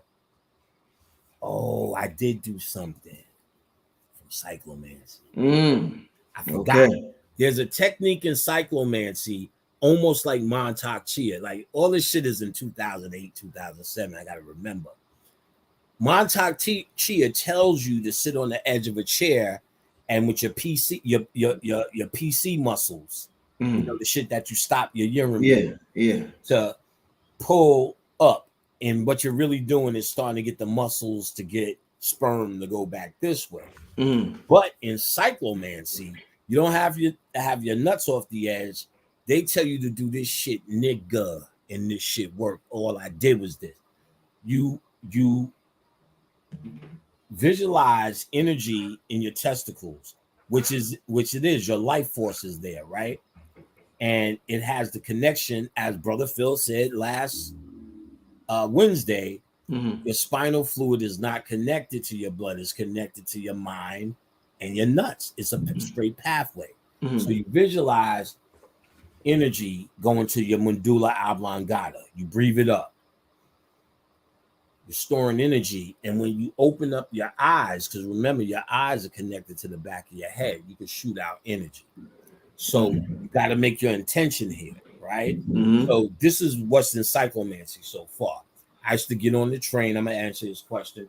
I used to get on the train, just open the eyes slow. You literally would shoot your shit out. It would literally burn.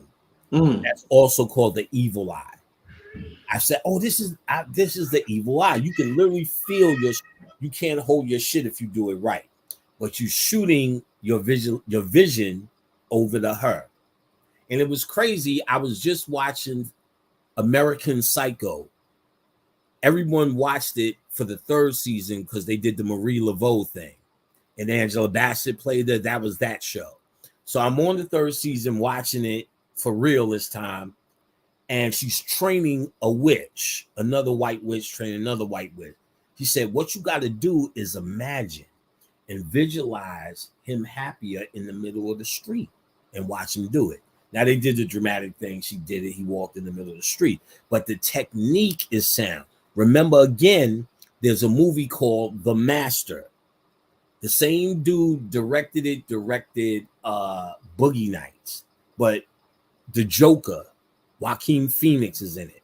People find it from that. It was on cable at one point, so you might be able to still get it free. Now, so with that being said, it shows you a lot of techniques in this book. I used to be on the train after work, Rich getting off. So I would visualize the woman across from me, nipples getting hard. Let me tell you, the first thing he says in this book is you need a buzzword or a trigger word that makes you happy. He said he fucked with Clark Gable, old ass nigga. He fucked with Clark Gable. Clark Gable was on that dark side shit. And he said Sammy too. He said Clark's was steak. He said when you think of something like steak, you start flooding with alkaline, and alkaline's more electric and psychic.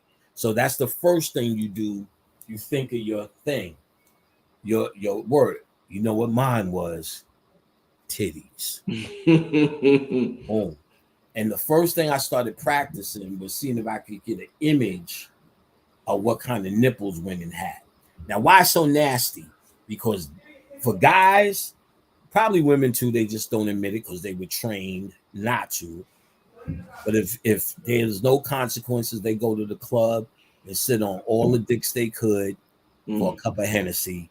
If no one said you're pregnant, VD, you're nasty, you're a whore. If that didn't exist, cause we damn sure would doggy style every woman sitting at the bar while we drink our 1 cup of Hennessy. So why deny them that? You know what I'm saying? So all right, now so titties was mine. And I first started trying to see if I could pick up the kind of nipple. Big areolas, the ones with all the bumps on the areolas, the one with hair. The titties was, flopping, looking like eyes in the nose near the navel. Titties are a smorgasbord of colors, sizes, shapes. It's like Willy Wonka of titties. Willy Wonka. So now, I even if you're totally off point, even if you said, "See, nigga, oh damn, I had this all wrong, but I'm still gonna suck it." You know what I'm saying? Your effort is the key. There's another thing he'll say: look at a spot on the wall, turn around, do a spin, close your eyes, and try to walk to the wall, see if you can touch the spot. Then do it from further away. See how far you get. It's not about touching the spot. It's about doing this shit. So it's exercises. What you're doing, you got to understand that psychic powers, those centers are sleeping in you. So they don't just wake up because you read a book. You have to exercise again. Just like if you got out of a coma, they've atrophied. You have to work your legs. You know what I'm saying? Your muscle mass is down. So this shit has to be worked. these are techniques in working it. So then I would started the shooting of the image, and I would shoot the image where I wanted their nipples to grow, or I wanted them to fall asleep on the train, or I wanted them to fall asleep and open their legs so I could see what color their panties were. Why the sex? Yet again, for a guy, it's everything you think of all day. You won't lose focus. Now, there's plenty of things I've done that went just beyond sex, but when you're trying to get into some astral traveling, I was going to see all the chicks I could call and muster. So that the Hasidic Jews, which their communities in New York, as you know, they get on the train, nothing but itch attacks. I knew how, for some reason, I knew how to make them itch. I would close the eyes, see them itching, and just open it slowly. Like you scry, you don't look straight at them. Like even doing that, I'm looking at this picture, like I could feel the energy leaving. It's pushing me back. It's incredible. But you gotta just PC muscle, but you're shooting it up with a breath. It's like you're pulling it up from your nuts. You're not pulling the thing. The more I did that, the more I think that tapped into that sexual energy. That was bringing the light up. Not really having physically my nuts off the bed and me doing the PC exercise. I was just shooting and visualizing the energy coming up. And that, I think, started the process. I can't bet on that, nigga. You test the water right, son. Because you might be like, Panic got me fucked up right now. You know what I'm saying? So that's big dog shit. But so far, so good. I'll tell you that much. I lost your sound, Rich. Your mic is muted. Yeah, my fault. Even when you in the street, Panic, and I might have mentioned this to you before, when you're a lot of times when you're thinking about somebody, or say somebody's thinking about me or staring at me, I automatically turn around and spot them right away. So I catch them staring at me. So it's like before something in me realized that they were staring at me. Like they get it, man. Like they was hitting me with some type of like beam or some shit. Right. And literally feel the eyes are a two-way street. Yeah. You always think the eyes are receiving, but then you heard there's something called the evil eye that you can give off. But I'm sure there's books that you could, but I knew I found it. But yes, that's exactly it. You could pick up on the energy through the eyes. You know what I'm saying? So now he's showing you just yet another way to energize the eyes to send a message through. This book is fucking bad, yo. I'm telling you, it's fucking bad. He shows your ass, and if you could get anything by Frank Rudolph Young, that's the author. There's some of his work floating around. It's all old shit. It's all about psychic powers, visualization, and how to strengthen yourself. You will become a one-man army out of this shit. And then if you also add the astral traveling, forget about it. That's the receiving end. Once you keep fucking with that, it's exercise. Don't give up. Don't think it's about success. I was at Rich's house. Keep trying. People give up. They don't have faith in themselves. And then there's this little voice calling Rich that says, God is outside of you. It ain't in you, son. And that voice is in you because you grew up in the church and that's all they told you. You didn't go through any rigorous training to unwind that shit. All you went was with new information and said, oh, Oshun. Well, I guess she's God. And she's outside me. So I got to ask Oshun to give me something. Oh, I was doing this for Oshun to give me. Oh, Oshun allowed me to braid her hair in a dream. How many times have you heard that shit? I'm like, that bitch hair that nappy? I was saying shit like, I had twosomes with Yim and Ya and Oshun. All that shit is real. Oh! And I'm sitting there like, they're not people. And your mom's had sex.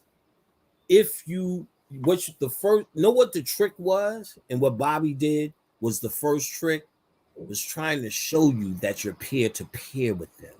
Mm-hmm. Yo, I talk to the gods and I curse them out and I argue with them. He's trying to psychologically show you that you're peer to peer with them. Mm-hmm. But he's telling you as their personalities outside, because in his, that's all niggas knew. So I was fortunate coming after Bobby to be able to speak more on their inside of your ass, their energy signatures, their aspects of your mind, their formulas for you to fuck with through your altar, through candle magic, through crystals, through breathing techniques, through meditation, through altars, through astral traveling, through chakra work, through goddamn everything. Yeah. Everything that you're doing is a way to access. You get what I'm saying? And there's nothing that escapes it. And this, to be a little bit arrogant, is the last hope. Ain't none of, let's be real. Let's be real. And I'll do you one better. Let me just save y'all some time so I don't sound egotistical or arrogant. Bobby Hemmett used to say to me, a cult will be the last man standing. Whew. Because everything comes out of it. And I know people don't want to hear that shit. They feel what they got is what they got. But everything, if you're going to be healthy, you only should be you're healthy to do what? Study yourself. If you're going to be metaphysical, metaphysics is more of a description of the beyond, but not how to get in and do hands-on. So you talk about fractals, you talk about the Fibonacci code and the perfection of the numbers, but how do you access that shit? How do you get into that shit? There's my boy Casanova Rudd. I want to give his Instagram if that's cool. Yeah. Go ahead. It's CASANOVARUD. He was with, remember Super Lover C and Casanova Rudd? Rudd turned out to be conscious. He was the DJ. And Rudd, like night and day, something turned on. And this nigga, you ever see in movies, that nigga 5 + 5 = 7 = 2 brother 5. He went crazy with numbers. He knew all this math shit. Mathematicians is fucking with this nigga.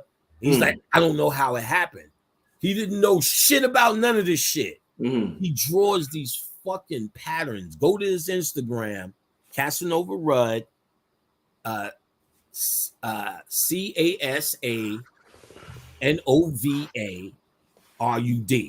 And then that nigga was called himself Nova. I said, damn, your God name was in that name. As much dumb shit we did in the 80s, because we all was kind of collective together during that Do the James. You remember that old New York shit. And so he was my nigga. So it's just good to see him conscious. But this nigga, something happened. He went crazy with numbers. Go see his shit. You won't believe what he's drawing. This nigga will draw patterns and find shit in the Last Supper. Like famous pictures. This nigga, you gotta see this shit. Casanova Rudd. I'm checking that out. Yeah, when people are seeing he's saying the line is all around the corner, he has to figure something out. When I mentioned it before, because when people see his work, and you could scry into his work, and he'll take your ass there. I think he's going to start doing personal ones. He's still setting up shop, but go see his work. Now, what was we saying before that? But yeah, so I guess Cyclomancy, I guess I was saying The Secret of Psychic Power Control by Frank Rudolph Young. Like I said, nowadays most people are savvy enough to get PDFs. So I barely say I got it and I sell it. I do if you're too lazy or you just want to support. I appreciate that too. I send it to you as a PDF, so it's immediate. And message. Let me put this phone on the other side. I send it to you as a PDF and it's immediate. But I'm not sweating it. If you feel like you should have it for free and you know how to hunt, happy hunting. I'm glad you should get it. But I think it's a very pivotal book. You know what I'm saying? Indeed. Along with that Astral traveling book. That'll put your niggas in the game. Put you straight in the game. Yes. All right. Let's get to one last question, family. Once again, I want to thank all of you for staying with us. I gotta watch this one again. I think this is a good way to end it. Let me put this on the screen. Okay. Love the Universe wants to know, how do we make this lifetime our last experience on Earth, Panic? It's all in your head. Think about this question for a second, Rich. How do we make this our last experience on Earth? Yet again, another backwards question saying you're not God. People don't believe it, Rich. And that's what I'm trying to tell you. If you read behind the question, if you knew you were God, you would say, well, I'm just not coming back on Earth. I'm in control. Even if you don't say the word God, I'm in control of self. That means you must believe, just by saying that, somebody's putting you here. That's that complex we have that white people put in our head through mind control, that they're sinister. And there's a sinister, evil, invisible hand always working. And to an extent it is, but then there are people who make that incredibly large for you to have that same mentality during your spirituality. How do we make this lifetime our last experience on Earth? Just don't come back. How do you make this the last time you fuck that ugly girl from school? You just stop fucking her, son. Would you think about that? Would you ask me that? How do I stop fucking this girl, Panic? You would be like, nigga, that's such a stupid thing, because I just stop because I know what to do. So you have to get to a point in your study, in your spirituality, where you feel you know what to do. How do I not come back? Because I just ain't coming back. How are you not coming back? Because you said you're not coming back. The first thing you need to understand is your mind is in control of it all. You got to understand the stuff I've been teaching for years. Bobby's been teaching, Brother Phil, about going, and others, many others, about going into self, going into the darkness, going within.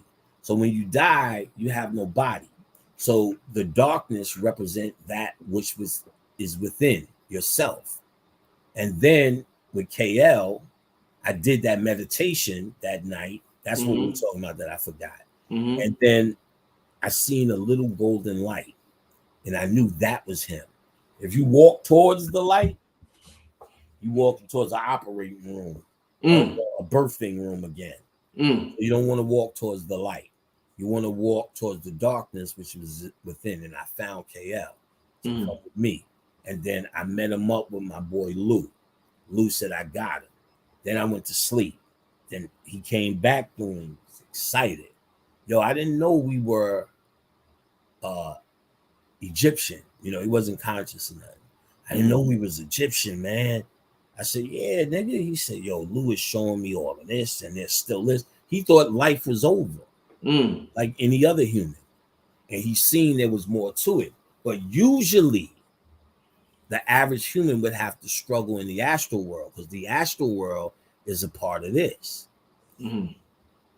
Listen closely. What I found out, and I'm remembering this now, like as I'm telling you stories, I remember the wisdom from it, that those who have helped spirits, when they die, the spirits are there for them. So remember, Lou was there for KL because Lou named the group Screwball. And while we were filming, laying next to all the girls, Screwball, Screwball, Screwball, Screwball, Lou said it woke him up. Because when he got shot at 23 with green eyes, the whole hood is a shame. And he had green eyes. You know how many girls he would have got? He said all that was a magnetic pull that kept him in the astral world. He said he was like a law. There's a real saga of the lost boy where they can't move on and they can't come back. The soul is there. So they're like sleeping in the astral world because now they are magnetized to what nigga said. Look at all the girls he was going to get. So because they don't have the mind strength, they're so young and they haven't learned how to control their mind. When they say shit like, how do we make ourselves stop in another lifetime? That's just another saying you don't control your own fucking mind. So of course, Lou can control his mind. The hood controlled it for him and created a heaven for him with a lot of girls in the astral world. So when we started doing all of this in front of the girls, we woke him up. He was able to see. He said then he was able to move on by us kept invoking his name around all the sexual energy. I was like, oh, nigga, you welcome. And I thought that was it. And KO died like 2 days later. Lou, why didn't you tell me? It don't work like that, but get him to me. Got him to Lou. About 4 to 5 months later, KL came through. He said, yo, I'm chilling. We about to go see Richard Pryor. They have universes. I could tell you shit about that all day, too. Niggas like Gerald Levert's voice is a universe. Oh, shit. If you want, like, going to see his CD is going to visit his worlds. He took, B.O.B. did a song. It was about Gerald Levert. It was called Gerald Levert, wasn't it? Oh, Gerald Levert. Yeah, it was called Gerald Levert. Yeah, I think. And yes, that was it. And so it was dedicated to Gerald Levert. We got some bird, and they was doing bird sounds and birds in the video. We got some bird liquor. It was the Akashic weekend. We poured to Gerald. As soon as we took the mushrooms on the second day, Gerald hit me hard. I'm on that chase, this nigga. And Gerald brought me to his world. And I remember saying to him, because you know, you still got your human mind. Yo, the architecture, the shit, some of this shit's upside down, nigga. He's like, yo, he said, this ain't the third dimension. He said, this is me. This is what is encompassed in my talent in the body exists as a place you visit of beauty. So, know how we put on a Gerald Levert CD and we in that Gerald Levert mood? Mm-hmm. Your mom's will be like that. She put on some shy lights or something. Mm-hmm. And then you come in the house. Come on, Richard, dance with me. You know what I'm saying? You know what I'm saying? Make you just do that slow dance with her. All right, get out of here. You don't want to dance. Right? So she's in that zone, if you will. Mm-hmm. That zone, you can go see it. You can go experience it like a world. And it's Gerald Levert or whoever. Richard Pryor, comedians have a whole thing. Scholars have a whole thing. Scholars, comedians, singers and performers, any creative thing in a category, it exists where you see it as an experience and you could just be there. You know what I'm saying? You could live in that place if you want. There's no time. So it's like hanging out with Gerald Levert, the CD until you're tired. So and they invite you to certain other worlds, deeper worlds. And he was showing me a deeper world and told me, he was telling me B.O.B. has residence there for just singing that song to him. So he dedicated this to Lou. And Lou took his ass out the astral world. Most of us scream ancestors, but we don't do nothing for them. We do something to get something back. We think it's a system of begging for rent money, a system to beg for your boss to get off your back, a system for money. It's not that. What do you do for them and just salute? Or for somebody and just salute? And that's what KL did from his heart. Named the band Screwball. When he told me, I said, oh, because Lou was like my little nigga. I didn't know his street name. I said, I didn't know that was Lou. He said, yeah, that was Lou. He said, I named the band that and fought for it. I wanted to honor Lou. Lou's artwork was on the back. I said, you gave me a copy without artwork. I never seen that. And Lou said, when KL died, bring him to me. Lou was already dead since the 80s. took him right out the astral world because you could get caught up there as part of the illusion. Remember in the beginning, I said it could be a hell. Watch the movie What Dreams May Come. It is a perfect description of the astral world and what happens when you die. Robin Williams, well, their kids die. The mother has a nervous breakdown. Her husband was the last string that was holding them together. Robin Williams, he dies. So they show you in the astral world, Cuba Gooding Jr. is hosting him. And long story short, they said, see this world? You made it. This is your idea of heaven. He said, this is a painting that me and my wife bought at a flea market that we thought was the most peaceful thing. It was hanging in our foyer, a dining room or whatever. He said, well, you're living in it now, your idea of heaven. Then when he went to visit his daughter, as he's talking to her, she's a Chinese lady, so he thinks he's just talking to her. Then he started remembering a toy she had. And she was in that world of her toy.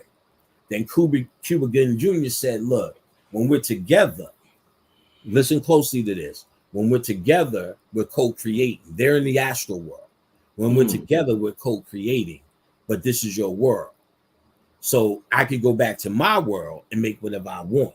But I could come here and work with you on some shit. So that's how we still have sex in the astral world. So there is another consciousness, or those things have the... Okay, remember I said all your personalities in the astral world? Once you die, all of them now become one in your spirit. There's no reason for your body to snatch it as it needs it. So now they all exist in the astral world. They come together as one now. So your girl can call on your sexual spirit or your angry spirit or people who knew you in whatever context can do that, right? And you can say it came at one, but they're probably calling on them individually because they all exist there, but separately in their own world or whatever. But now, or maybe not, or maybe it comes at one. Doesn't matter. Now, so KL came, said he's about to go see Richard Pryor. I'm like, damn, nigga, you living it up. He said, let me tell you something. Remember those herbs you used to smoke? Yeah, the ones I made up. He said, put some more of that together and start selling it. Never, nigga. Remember, he was the ultimate hustler. They eulogized him with hustle, like this, saluting him that. That'll never work. Niggas are gonna hand this shit back in droves. Know what I'm saying? Because it worked your mind. It doesn't do it for you. It's a tool. You already know the rest. That change your life, right? That change life changing, and that's from KL because I got him through the astral world. Through the astral world. Wow. Look, it's not and this was connected to his soul because he was freshly dead. So his soul was moved on. He loved the universe, would not have known how to not come back. You know better. You should know better. He doesn't know any better. So he had people to help and he was looking for me. And then I got confirmation. There was a girl who I'm not gonna say her name, but you probably know her. She was like, yo, I seen you. She called me. Yo, I seen your friend in the spirit world. She said, I was guiding people through. And your friend showed up. And he said, yo, where's Panic? As soon as he said that, you came through the room and snatched them. She didn't know I did that ritual that night. I said, oh, this bitch is on it. You know what I'm saying? So the astral world's a little bit tricky when you die because your soul does leave the body with you. If your soul is even here, my soul is not on earth. I'm reflecting myself from a star. Remember, Bobby used to always do that shit. You go outside and you can see that star. It always follows me. When C. Freeman died, we talked. There's another name for it, not Avatar. There's another more spiritually kind of name that they call it. But in this Hindu shit, that once you did all of this, you know not to have your soul fall back into humanity, because you really could get lost climbing back out. But you know how to reflect yourself like an avatar, your consciousness. So when I die, I don't have to go through all of that. Bobby wouldn't, certain others, I would say. You know what I'm saying? Many of us who were on this side of the game, probably you too, if I were telling the story. You know what I'm saying? And you judge by heart. You judge by heart. Rich is, like I said, stand-up guy, more than so. So now, what was I saying? Oh, so what the fuck was I saying? Well, I can say this. I can't remember, like, that's when I'm in the spirit, when I just be losing what the fuck I'm saying. When my pops went, already had experience with KL. So I knew I could get a nigga out. Ready for this, Dad? He was like, no, I'm coming back. It was almost like it's no thing to him. So while it may be a big thing for us, because we thinking of the bills, remember, this is still a hologram, a dream world. So when you get on that other side, you may be going, no, I didn't get what I need yet. I don't care about that. This bodies ain't real. When I die, the real me is chilling. Nothing ever happened. I'm just putting on a suit. But when you're in that suit, oh, fuck, here they come again with these masks, these vaccines. When you're in the suit, go the white man. So I get that, and everybody wants to die and not come back. But my father came back. Before I even said anything, my nephew had a son, my sister's grandchild. It's my father. Ain't no, she said this shit before I even got a chance. Everything, you know what I'm saying? It's him. He came back, like he said. And you just, we got to understand, we are of a divine mind, and there's levels in our mind. There's unconscious, subconscious, and conscious. Sometimes they mix unconscious and subconscious together, but Carl Jung kind of separated the unconscious a little bit more and talked about the unconscious collective and certain attributes of the unconscious mind. You know how to breathe, blink, and do all of these things. Either you could attribute it to the demiurge creating his body, or you creating it and making agreements in sciences with these functions. And you don't remember how, you don't need to remember or think about blinking. Do it. What part of your thinking is that coming from in your brain? What part of that comes from? There's a part that is unconscious of your blinking until you pay attention to it. You understand what I'm saying? That unconscious part also said, I'm going to choose this mother. I'm going to do this work. I'm going to do that. When you get here, you don't know. So now you get to the other side and you remember a bigger part of your purpose. The reason you came down here in the first place. And you always knew it was a two-parter. Shit. Or you may be like, shit, nigga. Fuck that shit. That shit was fun, nigga. It's not real. Well, you may wake up in a total recall bed and niggas go, nigga, it's 2014. You don't fucking know that. You know what I'm saying? And the things that you gotta do are in you. No one can tell you. You gotta look under every stone to come up with what you come up with. Because at the end, with whatever you come up with in your mind will be absolute fact. So you got to read behind your psyche when you say, how do we make this lifetime our last experience on earth? You tell yourself that. First, you need to tell yourself that you can tell yourself that. And then you need to tell yourself that. You haven't got to the point where you convince yourself that you can do what you want to do. How do we do that? All you have to do now is go on YouTube and listen to a fucking 18-hour lecture I did called How to Die and Not Come Back by what the pyramid text and what they said. So I've given instructions on what to do, but you still coming back on instructions if you think something is guiding your ass, that you need to go to the left so you don't get fucked up.